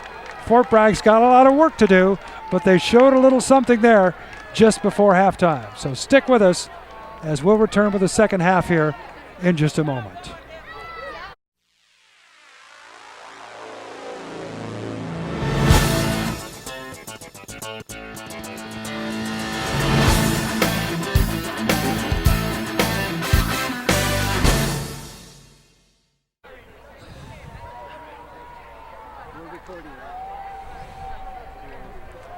All right, let's get set for the second half. I'm Lindy Peters for the Skunk FM and MendocinoTV.com. In the first half, the Galileo Lions jumped out to a big lead, 36-0. The Timberwolves scored a couple of touchdowns, though, late in the second quarter as Tyler Ashby threw a 38-yard touchdown pass to Nathan Johnson. And then Ashby threw another touchdown pass right towards the end of the first half to Ty Vaughn. Both of them were beautiful passes, one to the left side of the end zone, one to the right side. And River Saunders hit both the extra points. So the Timberwolves, even though they trailed 36-14, at least had something positive to talk about in the locker room at halftime. Now as we begin the second half, Fort Bragg will be kicking off. Galileo has the wind at their back to begin this third quarter. The Saunders will be kicking into the wind now. And a nice high booming kick taken at the goal line. And into the goal line and into the end zone, a touchback that time as Dontel Jackson wanted to run it out, but he couldn't. And Saunders that time booted that into the wind. It's a lot easier if you're a kicker to kick off artificial surface. Everybody knows that, but boy, River Saunders is really kicking the ball well today. So as we begin the second half, Galileo with that pistol pro type offense. No huddle, shotgun. Kyle Nelson, the senior quarterback, runs it very well. Now they come into they come into a whole different formation. Double tight end formation, one running back, Nelson over center. Let's see if they stay in this formation. They do. Nelson pitches. And the man is hit in the backfield and dropped. Nice tackle that time by Ibarra. As the ball carrier that time, Ronzel Fox, got no gain. In fact, lost a yard. The ball back at the 19, second down and 11. Now they go back to spreading it out with the pistol. Nelson, quick flare pass, incomplete. Too bad for Galileo that was incomplete. It was intended for Jackson that time. Boy, both Jackson and Fox have a burst of speed. And when they get the ball, look out. But now it's going to be third down and 11. Ball at the 19-yard line of Galileo. This is where, so far today, Kyle Nelson has been very dangerous, scrambling on long plays, on third down and long. He's hit several of them, including a couple of touchdowns. 36-14, just underway second half. Nelson back to pass, looking to his left. Now he's in trouble. He steps forward nicely, gets away from one man, and Ty Vaughn tried to tackle him, can't. Then he throws, it's incomplete. As Kyle Nelson that time again got out of the pressure somehow and threw a pass intended for Todd Holland. He couldn't quite have time to stop and throw, so his pass was a little off that time, and it's fourth down. Ball at the 19-yard line, and the Timberwolves are going to get the ball. Zach Smith and Nathan Johnson back to receive. As Terrell Jeffrey, well, who is that? I'm sorry, that's not Jeffries, that's, is that Yannick? Can't see his number. I think that might be Jacobian. No, it is Nelson. Nelson's back in punt formation. Now this time Galileo having trouble getting the right personnel out there on a punt play. They finally do. Nelson is the punter. Gets a snap. Kicks it away right-footed. Johnson catches it. Fair catch called at the 45, and the Timberwolves have decent field position as they get it first and 10, trailing 36-14. So Timberwolves have it first down, the ball at the near hash mark. We're underway here, third quarter. I'm Lindy Peters for the Skunk FM and MendocinoTV.com. Thanks for joining us. We're rebroadcasting this game on the radio on a Saturday afternoon. We're in San Francisco, home of the Galileo Lions, just blocks away from Fisherman's Wharf, right basically down in the thick of it as tourist butts sightseeing come by. I bet this isn't on the tour. Ashby at quarterback for the Timberwolves, their first series in the second half. Takes the snap, fakes to Johnson, runs it himself. He's got some room up close to midfield. A man piles on for Galileo, and that's going to be 10 more yards as Ashby picked up 5. And I think it was Rodney Morgan that piled on at the end of that play. And the Timberwolves, I mentioned this in the first half, the one thing Fort Bragg High School always has going for them is the fact that they're in good shape. And sometimes when it comes down to stamina in a close game, they can wear a team down. But they trail by so much in this one, it's going to be hard to do. But there's another 10 yards after that gain, or 15 yards it is, my mistake, all the way down to the Galileo 35-yard line, where the Timberwolves will have it first down. They scored the last 2 touchdowns in the first half. They got some momentum going. Let's see if they can keep it. This time Smith in the slot on the right side. Johnson, the lone back behind Ashby, out of the shotgun as the Timberwolves run a spread. Vaughn goes in motion. Now he comes back.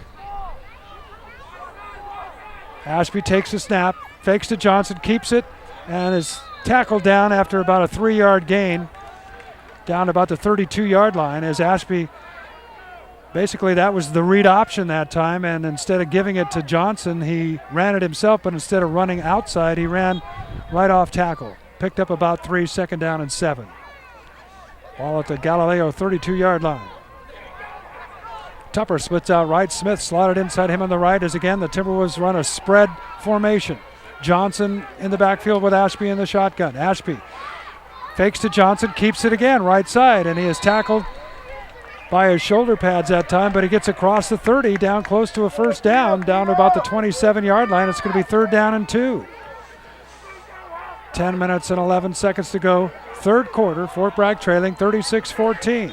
Lindy Peters here for MendocinoTV.com and the Skunk. Thanks for joining us for exciting high school football action here. Live from San Francisco, but we're rebroadcasting it both on the internet and on the radio. Once again, it's a spread formation for the Timberwolves. Ashby in the shotgun. Morgan comes in motion from the left. Ashby fakes it to Johnson, keeps it himself. He's got a first down inside the 25, dives across the 20. And the Timberwolves have it 1st and 10 at the 19-yard line as Ashby doing a beautiful job on the read option and keeping the ball himself. And again, instead of running outside like you see so many quarterbacks do on that read option, taking it himself to the inside, faking to the man to the outside. Ashby got tackled by his thigh that time, and there's a timeout called by Galileo. With 9:35 to go in the third quarter, I don't know if my microphone could pick it up. We do have some fans that have traveled down from Fort Bragg for this one. Not a lot, but as always, when Fort Bragg travels, they're noisy. Third quarter action, 36-14. Galileo with the lead, but the Timberwolves on the march. After holding Galileo here in the second half on the first offensive series, they got the punt, helped by a 15-yard piling on penalty and some nice runs by Tyler Ashby. They've taken it down to the 20-yard line of Galileo, where it's 1st and 10. Fort Bragg, by the way, going into whatever wind there is now in this third quarter, and that means the wind will be at their back in the fourth quarter.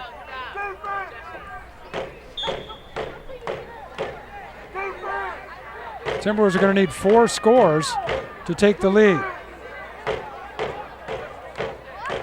Well, if you tack on extra points, the 2-point variety, they'd lead less than that.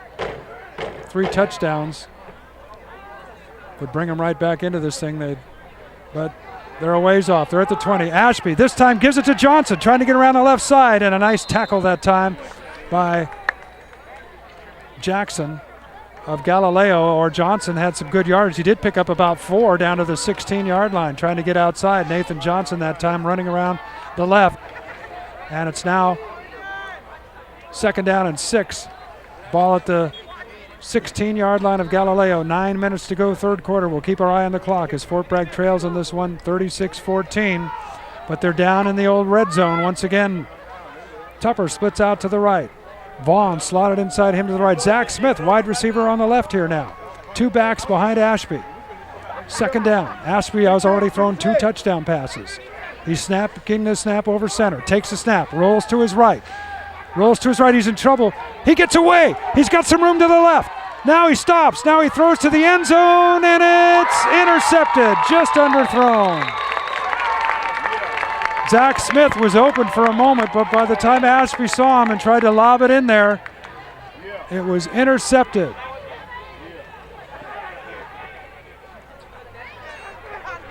So the Timberwolves, knocking on the door that time, could not get into the end zone. I don't have a number 19 on my program for Galileo, but a nice interception. But Ashby had to do one of two things, either zip that ball in there or throw it just a little bit further where if it wasn't intercepted, it would have been out of bounds over the end zone. But it's out to the 20 on the touchback, and Galileo has it 1st and 10.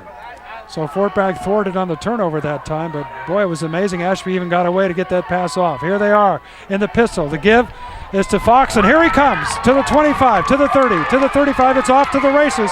Nathan Johnson, the one man that can get him, he can't. Touchdown, Galileo. An 80-yard run by Ronzel Fox.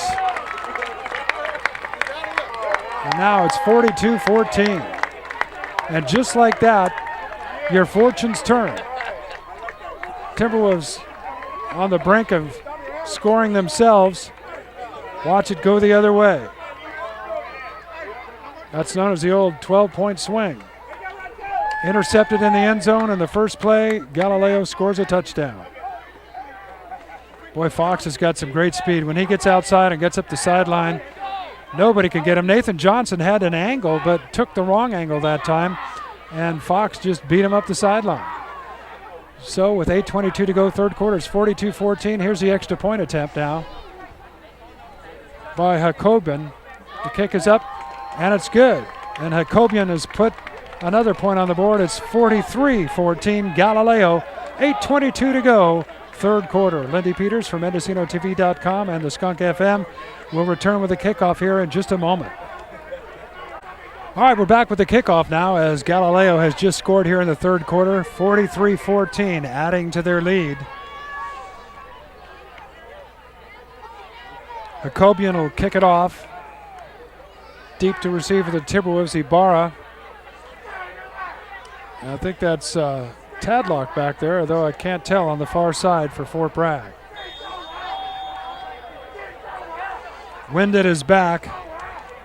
Hakobian has been pretty consistent, kicking it over the end zone. High kick, this time it's returnable. Ibarra takes it at his 10, to the 15, to the 20, to the 25, tries to get outside. Across the 25 to the 27-yard line. Once he got to the 25, he started running laterally, but he did pick up a couple more yards up close to the 30-yard line where it'll be 1st and 10.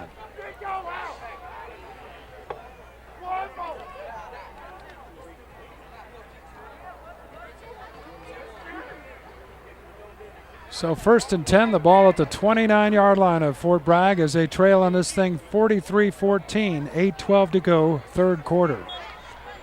Next week, the Timberwolves are at home Friday night at Timberwolves Stadium taking on the Lower Lake Trojans. Now, the Trojans have some good talent, and they've got a new coach, so should be a good ball game next week. All right, the Timberwolves now are going to have to come back a long ways. Ashby in the shotgun, sends a man in motion. Fakes to Johnson, gives to Johnson, trying to get the left side, and he reaches blocker nicely to the 40. First down, now he stops and is tackled at about the 43-yard line, but a first down carry for Nathan Johnson. As he got around the left, juked like he was going to cut back inside, then went outside again and picked up a couple more extra yards. It's tough to get outside on the Lions. They've got some good speed. The same outstanding skill position running backs, Fox and Jackson, are also outside here, preventing you from getting outside. Another fine defender has been Terrell Jeffrey in this game for Balboa. All right, the clock now going on the scoreboard. Under 8 minutes to go, third quarter. Ashby takes the snap, keeps it himself, faking to Johnson, runs over a man and gets up across the 45 to about the 47-yard line, picks up about 3 or 4 yards. Second down and about 7. As long as the ball's moving forward, you might recall if you were listening or watching here in this first half, there were a lot of penalties So far it's been a clean second half. I know we're only 5 minutes into this third quarter, but at least the players now are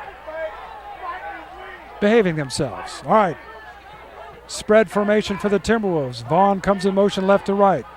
Ashby gives it to Johnson again, going over the right side, and he gets across midfield, picking up again about 4 yards, and it'll set up third and about 3 for Fort Bragg. The ball at the Galileo 49-yard line.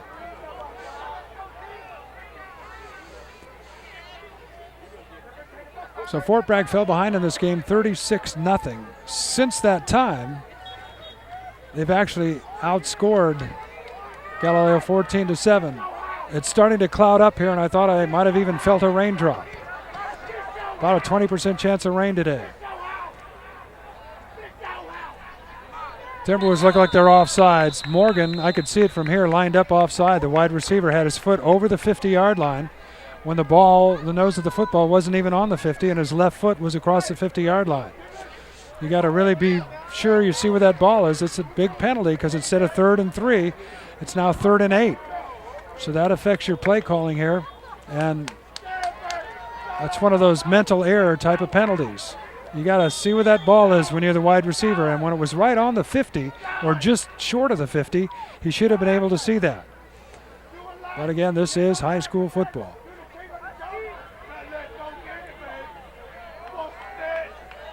I'm sorry, that was Scooty Titus. Titus, the man split out here left.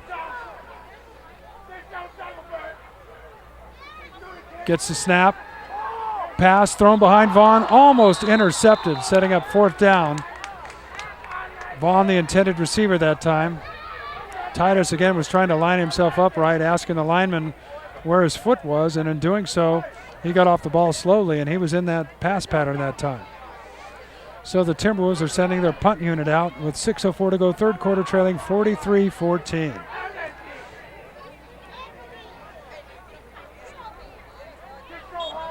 So Saunders will punt from about his own 35-yard line.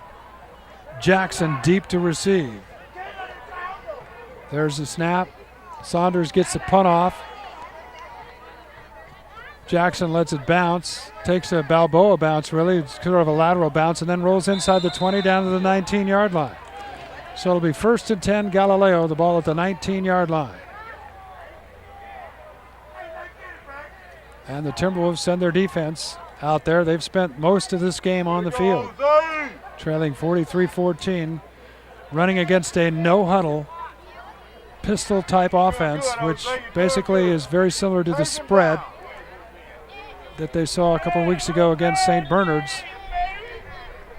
A little bit different wrinkle on this one. Now the Lions huddle up this time.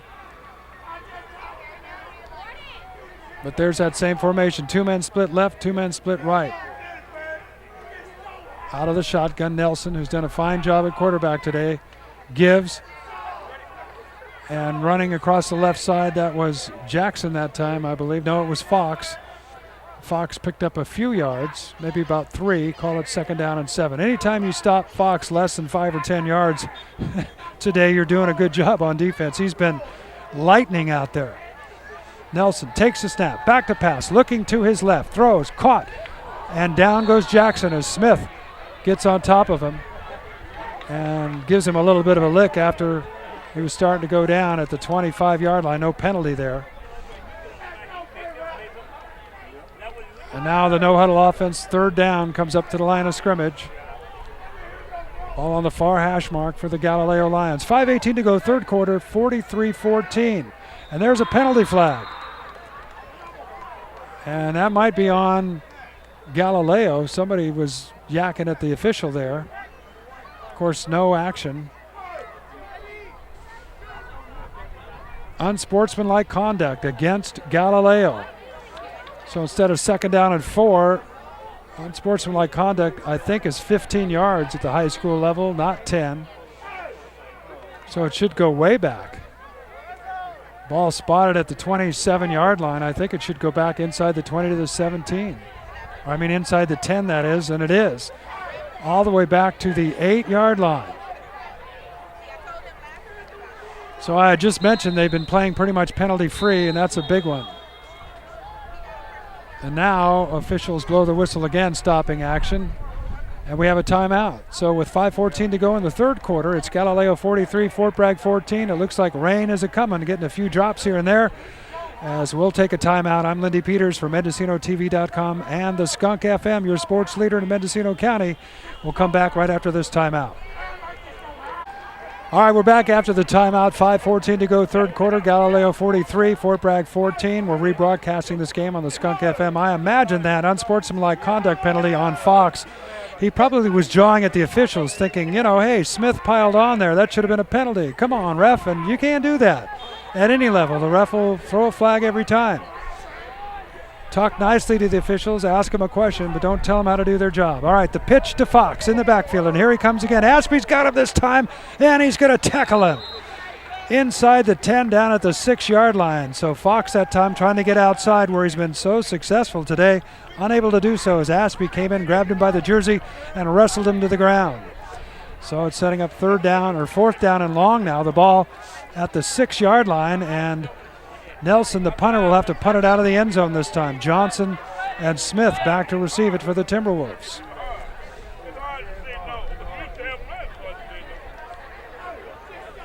Well, this is an area where a snap becomes important, a long snap, because when you're in your own end zone, if they snap it over your head, that's 2 points for the other team. Balboa, though, has been pretty mistake-free in terms of fundamental football. Here's the snap. A high snap. Nelson, that is, has to run away and kicks a ground ball. It's picked up by Smith to the 30, to the 25, to the 20, to the 15, to the 10, to the 5. Touchdown, Timberwolves. Zach Smith runs it back. A beautiful run back on a ground ball that the the Galileo special team seemed to have given up on. And Smith shows a burst of speed that time. Like I said, you get that kid in the open field, and anything can happen. I don't see a penalty flag,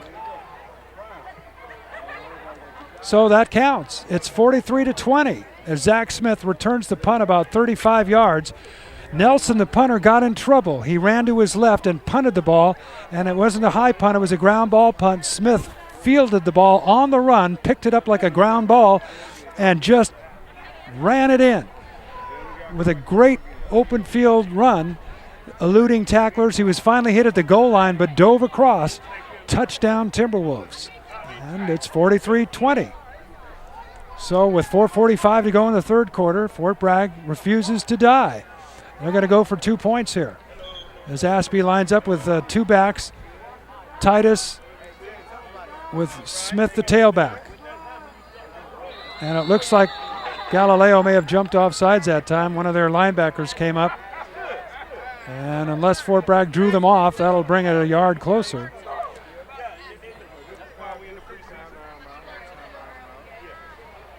I wouldn't be surprised to see that play here where Ashby, the quarterback, fakes a handoff, spins around, and it's sort of like a quarterback draw. He spins around and tries to run it right up the middle.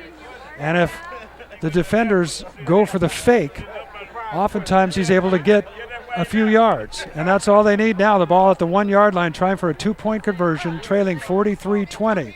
Fort Bragg lines up for the 2-point conversion. Again, the backs in the I formation. The give is to Smith. Smith, right side, dives forward. He's in. The 2-point conversion is good. And with 4:45 to go in the third quarter, it's Galileo 43, Fort Bragg 22. We'll be back with the kickoff in a moment. I'm Lindy Peters for MendocinoTV.com and the Skunk FM. Hey, stick around. We might have us a game. And we're back here following the Fort Bragg punt return touchdown from Zach Smith and the 2-point conversion from Zach Smith. It's 43-22. Still plenty of time left. 4:45 to go, third quarter. As River Saunders will kick it off into the wind. Jackson back to receive. There's another nice kick. Jackson takes it at his own 2 yard line. To the 10, to the 15. Tries to cut outside, up to the 15. Stiff arms one man and then is tackled. The whistle blows. He never went down, but the whistle blew. His momentum stopped him near the 15 yard line. And the whistle blew for his own protection. He was stopped, And when the whistle blew, Fort Bragg let him go, and then he ran away. But it's going to be 1st and 10, the ball at the 15-yard line. So let's see if Fort Bragg's defense has something in here. They need to step it up. They need to stop Galileo, get the ball back, and see if they can get into the end zone. It's 43-22. There's enough time left. I don't have to tell you the Fort Bragg now trails by 3 touchdowns, but they need to stop Galileo. Once again, the chain gang rather slow getting the chains across the way, so the whistle blows for a moment. Here's that spread pistol offense once again. 2 men left, 2 men right for Kyle Nelson. He gives, and this time nothing as Fox gets right up to the line of scrimmage and is stopped. Ritchie in there. Also Walker Ferreira for the Timberwolves. And no huddle. Here comes the Lions right up to the line of scrimmage. 4:16 to go, third quarter as the clock continues to tick. There's the snap. Nelson looks, throws, caught, whistles blow, stopping action.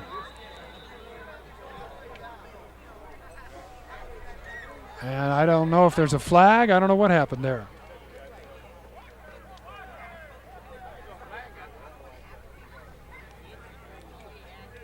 For some reason, the whistle blew, stopping that play before it got underway, or while, just as it was getting underway. But yes, well, is there a penalty? I don't know. At any rate, Galileo's going to huddle up this time as the clock stops. Now it's starting to run. And here we go. 4 minutes to go, third quarter, 43-22. Galileo with the lead. They've got the football at their own 15-yard line, 2nd and 10. Nelson, short drop, looking to his left. Now he's in trouble. Rolling, got some time, gets away again. Vaughn tried to chase him down. Vaughn can't chase him down. He throws it out of bounds before he's going to get sacked. Smart play by Kyle Nelson, who is extremely elusive out there when he's in the scramble mode. So it'll be 3rd and 10. Clock stops. As I said, we're getting a little bit of overcast conditions now, an occasional raindrop here and there. A penalty flag goes down after the play. And let's see who it's against. Looks like Galileo starting to back up. And it's going to go against the Lions. I'll tell you what, you got to give Fort Bragg credit. They fell behind in this game 36-0. You know what the score is now? 22-43. They have outscored Galileo since that opening part of this football game. And they came here to play. This is a bigger school. 40-man roster on the road. A long bus trip down here, and yet Fort Bragg is still hanging around. Give credit to Coach Roy Perkins and the entire team today. All right, here they come. Nelson back to pass, setting up a screen. Here it comes. Fox makes a catch. 1 man to beat, Tupper, and he slows him down enough that the other defenders get over there to make the tackle short of the first down out at about the 22-yard line. Ty Vaughn looks like he has a cramp as he gets up holding his left leg. You don't have time to cramp up against these guys. Got to call a timeout. Timberwolves call a timeout as Vaughn cramping up, holding his left hamstring. Vaughn, who caught a touchdown pass in the first half, played very well so far on defense here too. It's going to be 4th down. The ball is marked at the 22-yard line. It's 4th and about 4. Now, the Lions, deep in their territory, have a decision to make here. Do they want to go for it? Do they want to take that chance and give the Timberwolves excellent field position if they can stop them? Or do they want to punt it away? We're going to find out after this Timberwolves timeout. It looked like Galileo was going to line up and go for it. Nelson, their quarterback, is also their punter. He's talking to Coach Mark Hung along the near sideline here. And now he goes back out to the huddle there. Let's see what their decision is. Nathan Johnson, the safety, is not back in punt return formation. And the Lions look like they're going to go for it. They might be trying to bring the Timberwolves off sides. Here's where you have to be extremely disciplined. Do not give them a freebie. They're probably going to try and draw him offsides here initially with a hard count. Let's see. Nelson. No, he tries to go right up the middle, and he's got the first down. So instead of trying to do the hard count, Coach Hoon says take it up the middle. They might not expect it, and a good call that time. Using that big offensive line the Lions have, they certainly outweigh the Timberwolves, who are not as big, but certainly every bit as tough pound for pound. They're just outsized on the line. So it's 1st and 10. The ball at the 27-yard line now as Nelson rolls, gives little draw play to Fox, and he is caught from behind and dragged down. Nice tackle that time by Walker Ferreira as he gets in the backfield, gets him by the jersey. Once he gets his speed going in the open field, he is tough to tackle. So the whole idea is to try and get him before he can get his momentum going, and they did that time. About an 8-yard loss back to the 20-yard line, where it's going to be second down and about 17 or 18.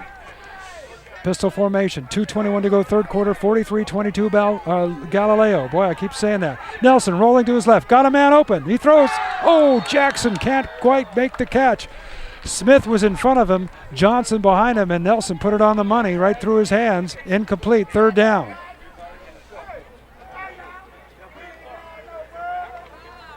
We're at George White Field here, Galileo High School. As Timberwolves now with a big third down and long play defensively, they need to put a stop on them and try and get the ball back, trailing 43-22. Spread formation again as Kyle Nelson takes the snap, fakes the handoff, rolling to his left. Getting some time, now he stops. Here's where he's a lot of trouble, scrambling around, and they still can't sack him, still on his feet near the 5. He finally throws a knuckleball, incomplete. As he was hit by Ritchie just as he released the ball, but man, oh man, that Nelson has shown something today at quarterback. Now it's going to be 4th down at their own 20, 4th down and 18. I imagine they'll punt it away this time. And again, Smith and Johnson back in return formation. We're under 2 minutes and 1:59 to go, third quarter, 43-22 Galileo. But the Timberwolves giving them a game here in the second half. Just as I said, Fort Bragg always is well conditioned, and they've got good stamina, and if they can hang around, we might have a game. There's the snap. Nelson gets the punt off. Smith backs up, tries to field it, touches it, then picks it up at his 30, trying for the right sideline. Oh, he was just tripped up at the 32 as he stopped for a moment to try and juke the guy, and he was tackled that time. As Vasquez got him. Fort Bragg has it 1st and 10 at their own 34-yard line. The Timberwolves with a touchdown pass to Nathan Johnson, a touchdown pass to Ty Vaughn, and a punt return by Zach Smith. Those are your 3 scores. Trail at 43-22, a minute 53 to go in this third quarter. They need to have 3 touchdowns and hold them on offense if they're going to win this game. It's a tall order, but not out of the question. Ashby over center. He keeps it around the left side, tries to cut back, and is stopped that time as a nice tackle by Marvin Pereira after no gain. And it'll be 2nd and 10. That was that play that Ashby was successful with here in that first drive of the third quarter when we got down to the end zone and he threw an interception, and then Galileo scored on the very next play. That is really key right now.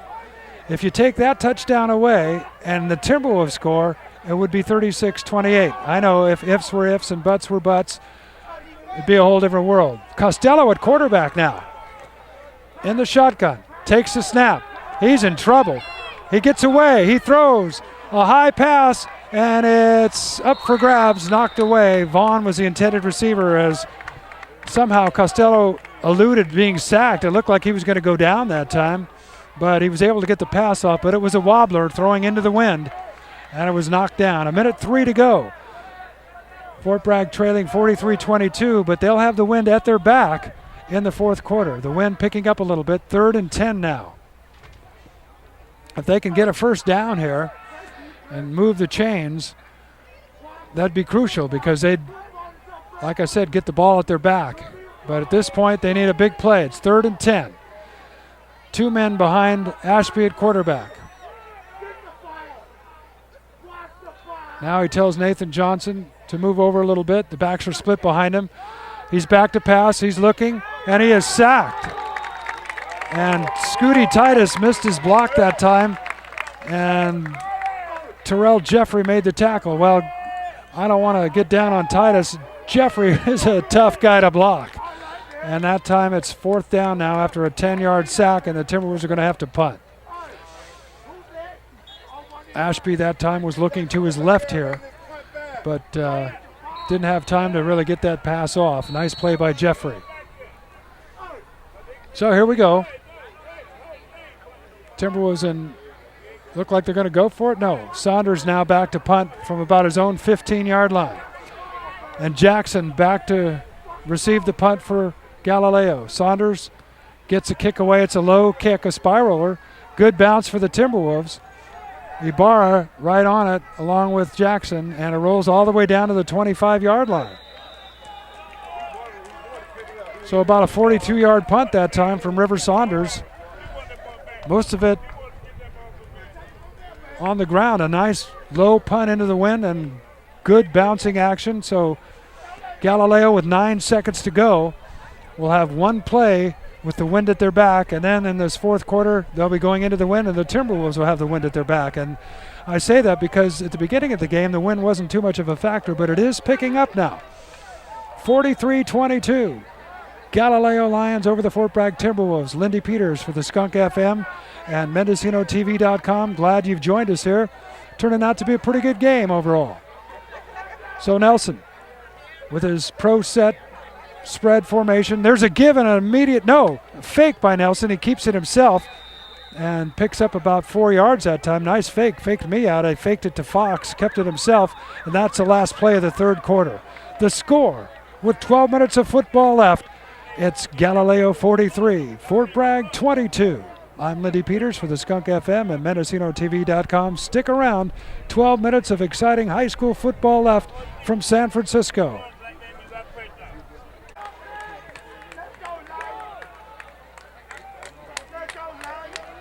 All right, here we go. 4th quarter action. I'm Lindy Peters for the Skunk FM and MendocinoTV.com. 43-22. Galileo has the lead. They have the football. 2nd down and 6 from their own 29-yard line. The spread formation. Fox alone back behind Nelson. Nelson pitches to Fox. Fox has got some blockers right side. There he goes to the 30, to the 40, to the out of bounds, short of the 50. Zach Smith might have hit him out of bounds that time, or not sure, a flag went flying in at the end of that play. Or a horse collar tackle. He might have had him by the back of his shoulder pads. And let's see. Officials talking it over.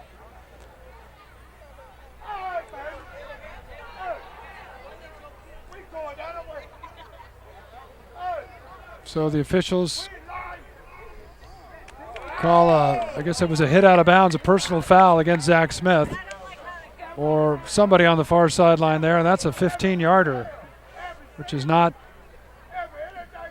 really something you want to give to this potent offense, but there it is.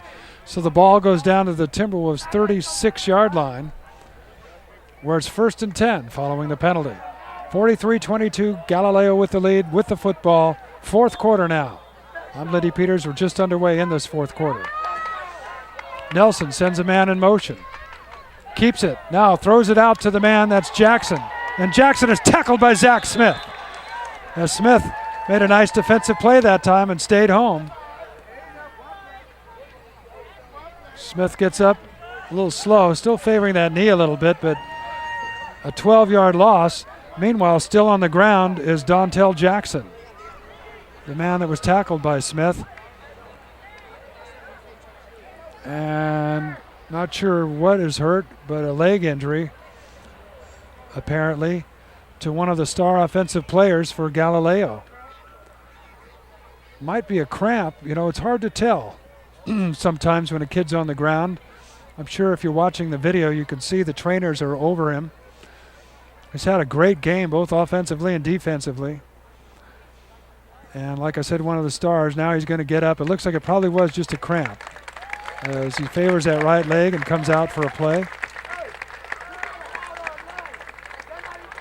Second down and about 20 to go now for the Lions after that loss.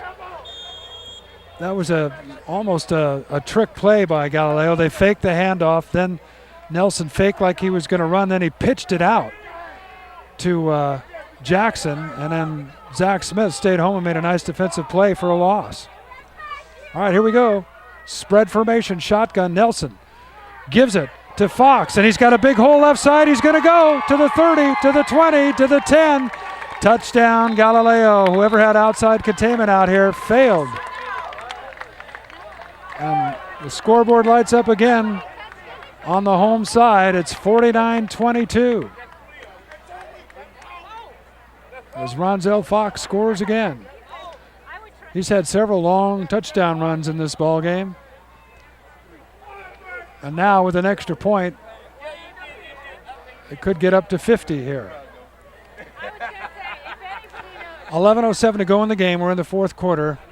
That is going to make it a very difficult,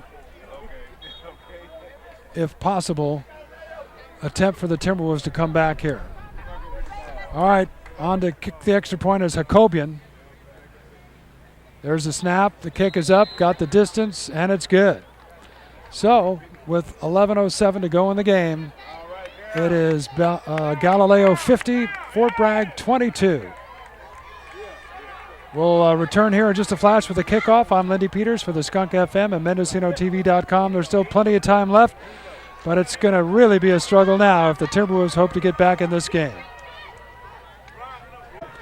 All right, let's get ready for the kickoff now. Fort Bragg trailing 50-22. Lindy Peters for the Skunk FM and MendocinoTV.com. Nathan Johnson and Gabe Ibarra back to receive. There's a kick, a low ground ball kick. Johnson has it skip right by him. It's not going to get to the end zone. He's going to have to pick it up. He picks it up at the 2 to the 5, trying to get outside. Gets across the 15, or the 10 that is, to about the 15, but a penalty flag is down.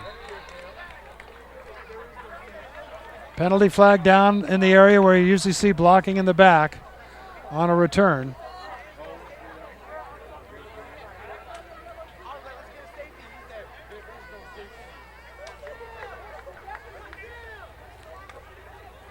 So the official that threw the flag, I'm not sure what the call is. It's still sitting out there inside the 10-yard line at about the 8-yard line, but they're going against the Timberwolves.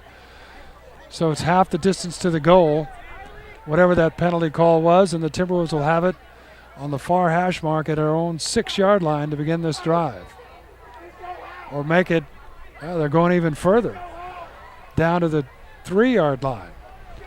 So talk about being pinned deep in your own territory. Fort Bragg trailing 50-22, 10:56 to go in this game. We're in San Francisco, right here on Bay Street, just off the Embarcadero and Fisherman's Wharf, right in the shadow of the Ghirardelli Chocolate Building.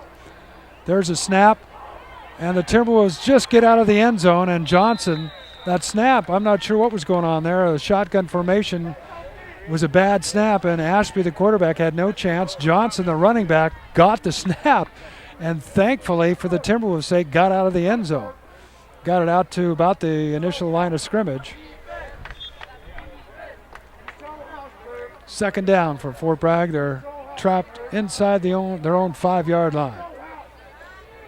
Second down, about 10. Clock running, 10:23 to go in the game. Just a few raindrops once again coming down as it gets overcast here towards the end of this game. Ashby keeps the ball, gets out to the 5, to the 10, cuts back to the 15, to the 20. A first down for the Timberwolves, but a penalty flag is down. This is going to come back, the flag at the 10-yard line. Well, I shouldn't have opened my mouth here in the second half when I said a penalty-marred first half seems to be pretty clean, because that was a statement made far too early. So Ashby, who got all the way out to across the 20-yard line on a beautiful run, is going to see this come back. holding against the Timberwolves. Personal foul against Galileo, so the penalty's offset and they'll run the play again. That actually is not good for the Timberwolves because the initial play was run from about the 3-yard line, so there's where it's going to be. Second down. Ball at the 3-yard line. They've got to get out to about the 15. They actually lost yardage on that first play when Nathan Johnson ended up taking an errant snap on the long snap and got out of the end zone to avoid a safety, but actually maybe lost a yard. So try it again. 2 men split out here to the right, 2 men to the left. The spread formation for the Timberwolves. Ashby runs that same play, fakes it to Johnson, tries to run himself, picks up a couple yards out to the 5-yard line, and there's Jeffrey once again, who's been the stalwart on defense. The senior linebacker, Terrell Jeffrey, makes the stop. 9:32 to go in the game. 50-22. Lindy Peters for the Skunk FM and MendocinoTV.com. The Timberwolves trailing in this one. If you just joined us, Fort Bragg fell behind 36-0. And at this point, they've actually outscored Galileo since that point, but could be too little, too late. Certainly too little at this point. Is it too late? Well, there's only 9 minutes left in the game. Ashby from his own end zone throws it out here for Smith, who makes the catch. Jukes a man at the 20, to the 25, to the 35, across the 40. A nice catch and nice run after the catch from Zach Smith. As he gets across the 40, he is so exciting in the open field. Still doesn't have that burst of speed. That knee, you can tell, is bothering him a little bit, but the big first down for Fort Bragg as they get it out to the 40-yard line. And Tyler Ashby's throwing some nice passes here. He did have one intercepted in the end zone. That was a big momentum shifter in the second half, but that was a nice one there. So the Timberwolves get it 1st and 10 out at their own 40-yard line now. That play picked up 37 yards. Ashby out of the shotgun, sends Tupper in motion from right to left.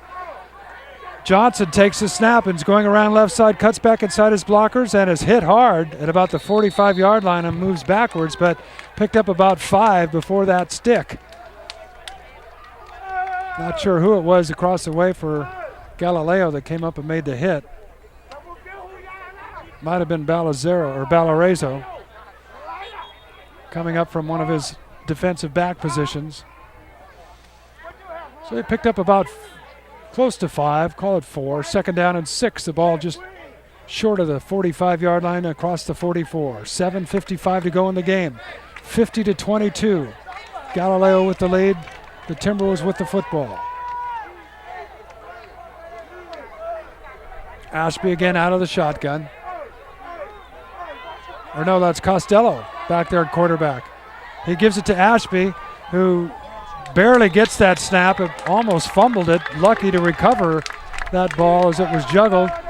And he gets it up about the line of scrimmage, setting up 3rd down, and it's still about 6 yards to go for the Timberwolves.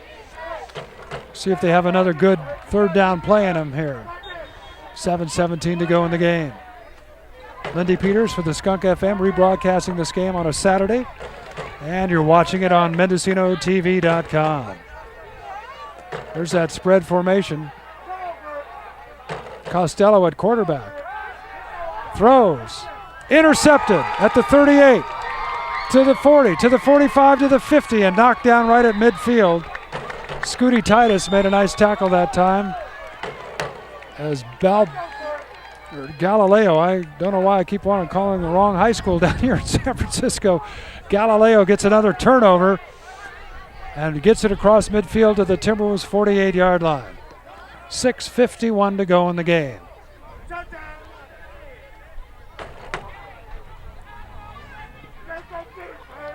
Well, at this point, if you're Galileo High School, you've got league games coming up, important games. You're ahead 50-22, 6 minutes, 51 seconds left in the game. Do you want to just kind of kick back, or do you want to keep running up the score? We'll see. They get that spread formation. Man comes in motion. They give it to him, and he is dropped after picking up maybe a yard. Ritchie's there. Also helping make the stop was James Pate for the Timberwolves. And Walker Ferreira also in on the stop. About a 1 yard gain that time. Rodney Morgan, the ball carrier for Galileo. 2nd down and 9. Kyle Nelson's been at quarterback the whole way. Same pretty much formation every play. 2 men left, 2 men right, 1 back behind him. Nelson out of the shotgun. Back, now it's a quarterback draw, spins, he's going to run, he dives forward, and he's tackled that time. Scooty Titus made a nice tackle. Nelson not the easiest guy to bring down in the open field, but no gain on that play, setting up 3rd down and 9. Clock continues to run now. We're under 6 minutes to go in the game. 5:54, 5:53 and counting down. Fort Bragg trailing 50-22. Here at Galileo High School, right down close to Fisherman's Wharf. Nelson fakes the pitch, rolls, spins. He's going to take off again. He's got a 1st down. He's to the 40. Cuts back. Nice move as he stops and leaves a man waving in the air, and it's a 1st down to the 34-yard line. William Picorni was faked out that time pretty good by Nelson. 1st down, Galileo, down to the Timberwolves' 32-yard line. Almost looked like Nelson that time was going to hand it off, but somebody missed an assignment and he had to take off on his own, and boy did he. Picking up about 17 yards for a 1st down. Down to 5 minutes to go in the game now. 2 men right, 2 men left is Galileo with Nelson at quarterback. Takes a snap, he gives it to Fox, and he is stopped this time. Picked up maybe a couple yards. Titus along with Ty Vaughn on the stop. Vaughn still sort of favoring looks like a leg cramp of some sort, but I said it before, I'll say it again. Ty Vaughn's played a really good game on defense here. Gain of about 2, 2nd down and 8. Once again, Ronzel Fox in the backfield behind Kyle Nelson at quarterback for the Lions. He takes the snap, fakes to Fox, keeps it himself, and Titus with another nice tackle. Richie also helped finish him off, but Scooty Titus with another nice tackle that time, getting Nelson, who is not the easiest guy to bring down, for a loss, setting up 3rd and 10. The ball back at the 30, well, right at the original line of scrimmage, so it's going to be 3rd down and 10. The ball at the Timberwolves' 33-yard line. Nelson again out of that spread formation in the shotgun. Gives it to Fox, tries the right side, and he is stopped for no gain.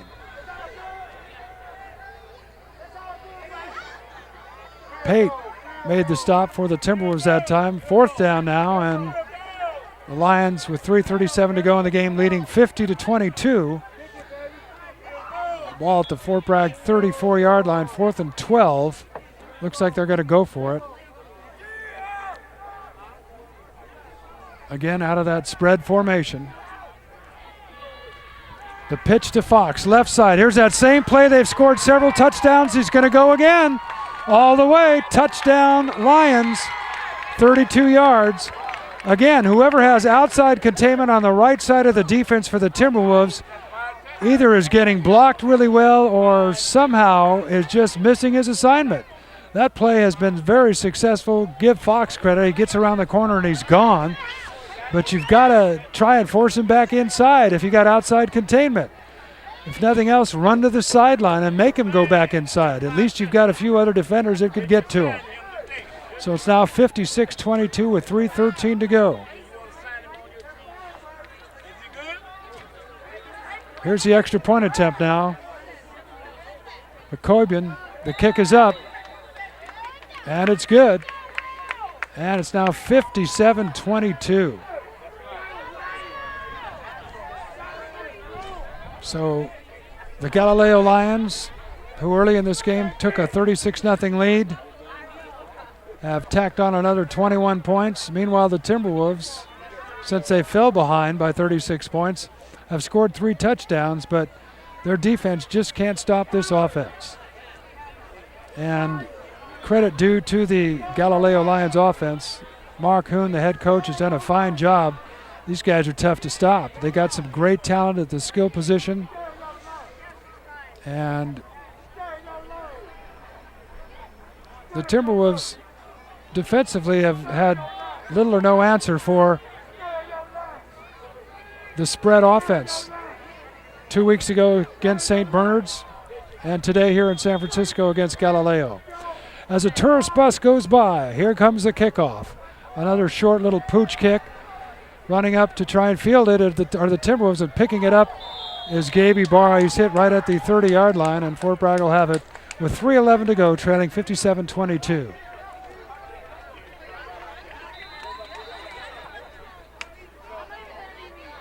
This is an afternoon game. There are no lights at this field, and because of the overcast condition and the fact that the sun getting ready to set in real time at 6:35 at night here in San Francisco, in the evening I should say, starting to get a little dark out there on the field.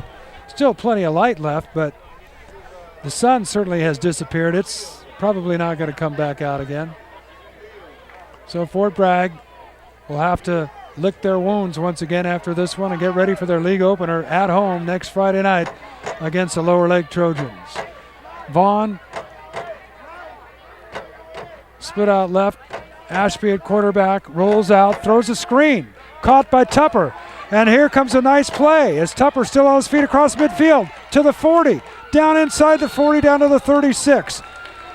I said last week against St. Bernard's, if the Timberwolves could run a screen play, they might have some success. And there you saw it.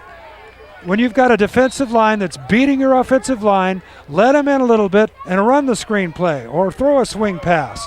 That's the first screen play for the Timberwolves this year, and a huge success as it takes it all the way down to the 36-yard line. I know it's late in the game, 2 minutes to go, but nice to see.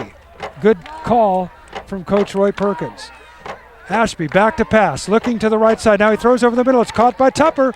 Tupper makes a catch and gets inside the 20, down to the 18-yard line. So Shane Tupper, a couple of nice plays in a row from the youngster.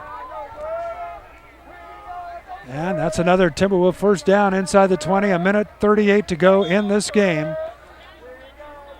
Fort Bragg trailing 57-22. I'm Lindy Peters for Mendocino TV and the Skunk FM as Ashby takes a snap, looks, swing pass to the left, caught by Ty Vaughn. He's to the 10, he's to the 5. He bowls a guy over and scores a touchdown. He just lowered his shoulder and ran over the last man. And too little, too late, but the Timberwolves get some success on this drive as they go 70 yards and make it 57-28. No penalty flag that I can see, so the Timberwolves will try for the extra point. Just a minute 14 left in this one. Well, you know what? The Timberwolves have put up 28 points against a first-caliber defense here. So their offense, which only got 7 points the last time on the field against St. Bernard's, certainly looks much better here today. Defensively, got to give credit to the offense for Galileo. They've looked good. So the Timberwolves will go for 2. Ashby gives it to Smith, left side, got some blocking, and he's in. So Zach Smith scores a 2-point conversion, and with a minute 14 to go in the game, it's Galileo 57, Fort Bragg 30. Now, I don't know if I'm the Lions head coach, Mark Hoon, I don't think I'd put Kyle Nelson back out there at this point. With a minute 14 to go, if you got a backup quarterback, give him some reps and some snaps, and maybe give some of the 40 kids that you got on the sideline a chance to play, because this game is pretty much over except for the final horn. But I tell you what, Fort Bragg has outscored Galileo since they fell behind 36-0. It's 57-30. You can do the math. And there was a big turnaround in the second half when the Timberwolves had the ball and tried to pass into the end zone for Zach Smith, which would have been a touchdown, but instead it was intercepted. And the very next play, Fox ran it in 80 yards away for a touchdown, and that really turned this game around in the second half. River Saunders kicks it off, and the ball goes back, picked up at the goal line, trying around the left side here as he dances around and knocked out of bounds at the 15-yard line. Again, I don't have a number 19 on my roster for Galileo. So Not sure who that is, but he ran it back out to about the 22-yard line. Well, Kyle Nelson is trotting back out there. I'm sorry, not the 22, the 17-yard line. So the clock, with 1:06 to go in this one, and 57-30, Galileo with the lead. Maybe they'll just let the clock go down as much as they can. Remember, this is sort of a no-huddle type offense, so no need to even run a play here at this point. Take a couple of knees and call it good. It looks like that's what they're going to do. Clock just running down, 44, 43, 42 seconds to go. And the Lions are just going to take a knee, and this game should end on this play. There's a snap, there's the knee. They don't have to run another play. With 30 seconds to go, this game is over. But the Timberwolves held their head high. Their chin is off their chest. After scoring just 7 points against St. Bernard's 2 weeks ago, they put 30 points on the board against the Galileo Lions. Tell you what, you got to look for the positives, folks. The final score from Galileo High School on George White Field here in San Francisco, Galileo 57, Fort Bragg 30. The Timberwolves scored touchdowns. Ty Vaughn had 2 touchdown catches. The last was a beauty as he ran over a guy at the goal line. Zach Smith returned a punt for a touchdown. And also getting into the end zone was Nathan Johnson on a pass. Tyler Ashby with 3 touchdown passes. But the defense just couldn't stop Galileo, particularly number 3, Dontel Jackson. I don't have official stats, but he had probably 200 yards on the ground, I'm sure. And he was really the playmaker for Galileo here today. So for MendocinoTV.com and for the Skunk FM, I'm Lindy Peters. Again, the final from Galileo High School in San Francisco, the Lions 57, the Timberwolves 30. Our next broadcast will be 1 week from today at its usual time of 10 a.m., when we'll have a rebroadcast of the first league game. If you want to watch the Timberwolves in action, head up to Timberwolves Stadium next Friday night. It's the first league game. They take on the Lower Lake Trojans. From San Francisco, I'm Lindy Peters for MendocinoTV.com and the Skunk FM. So long, everybody.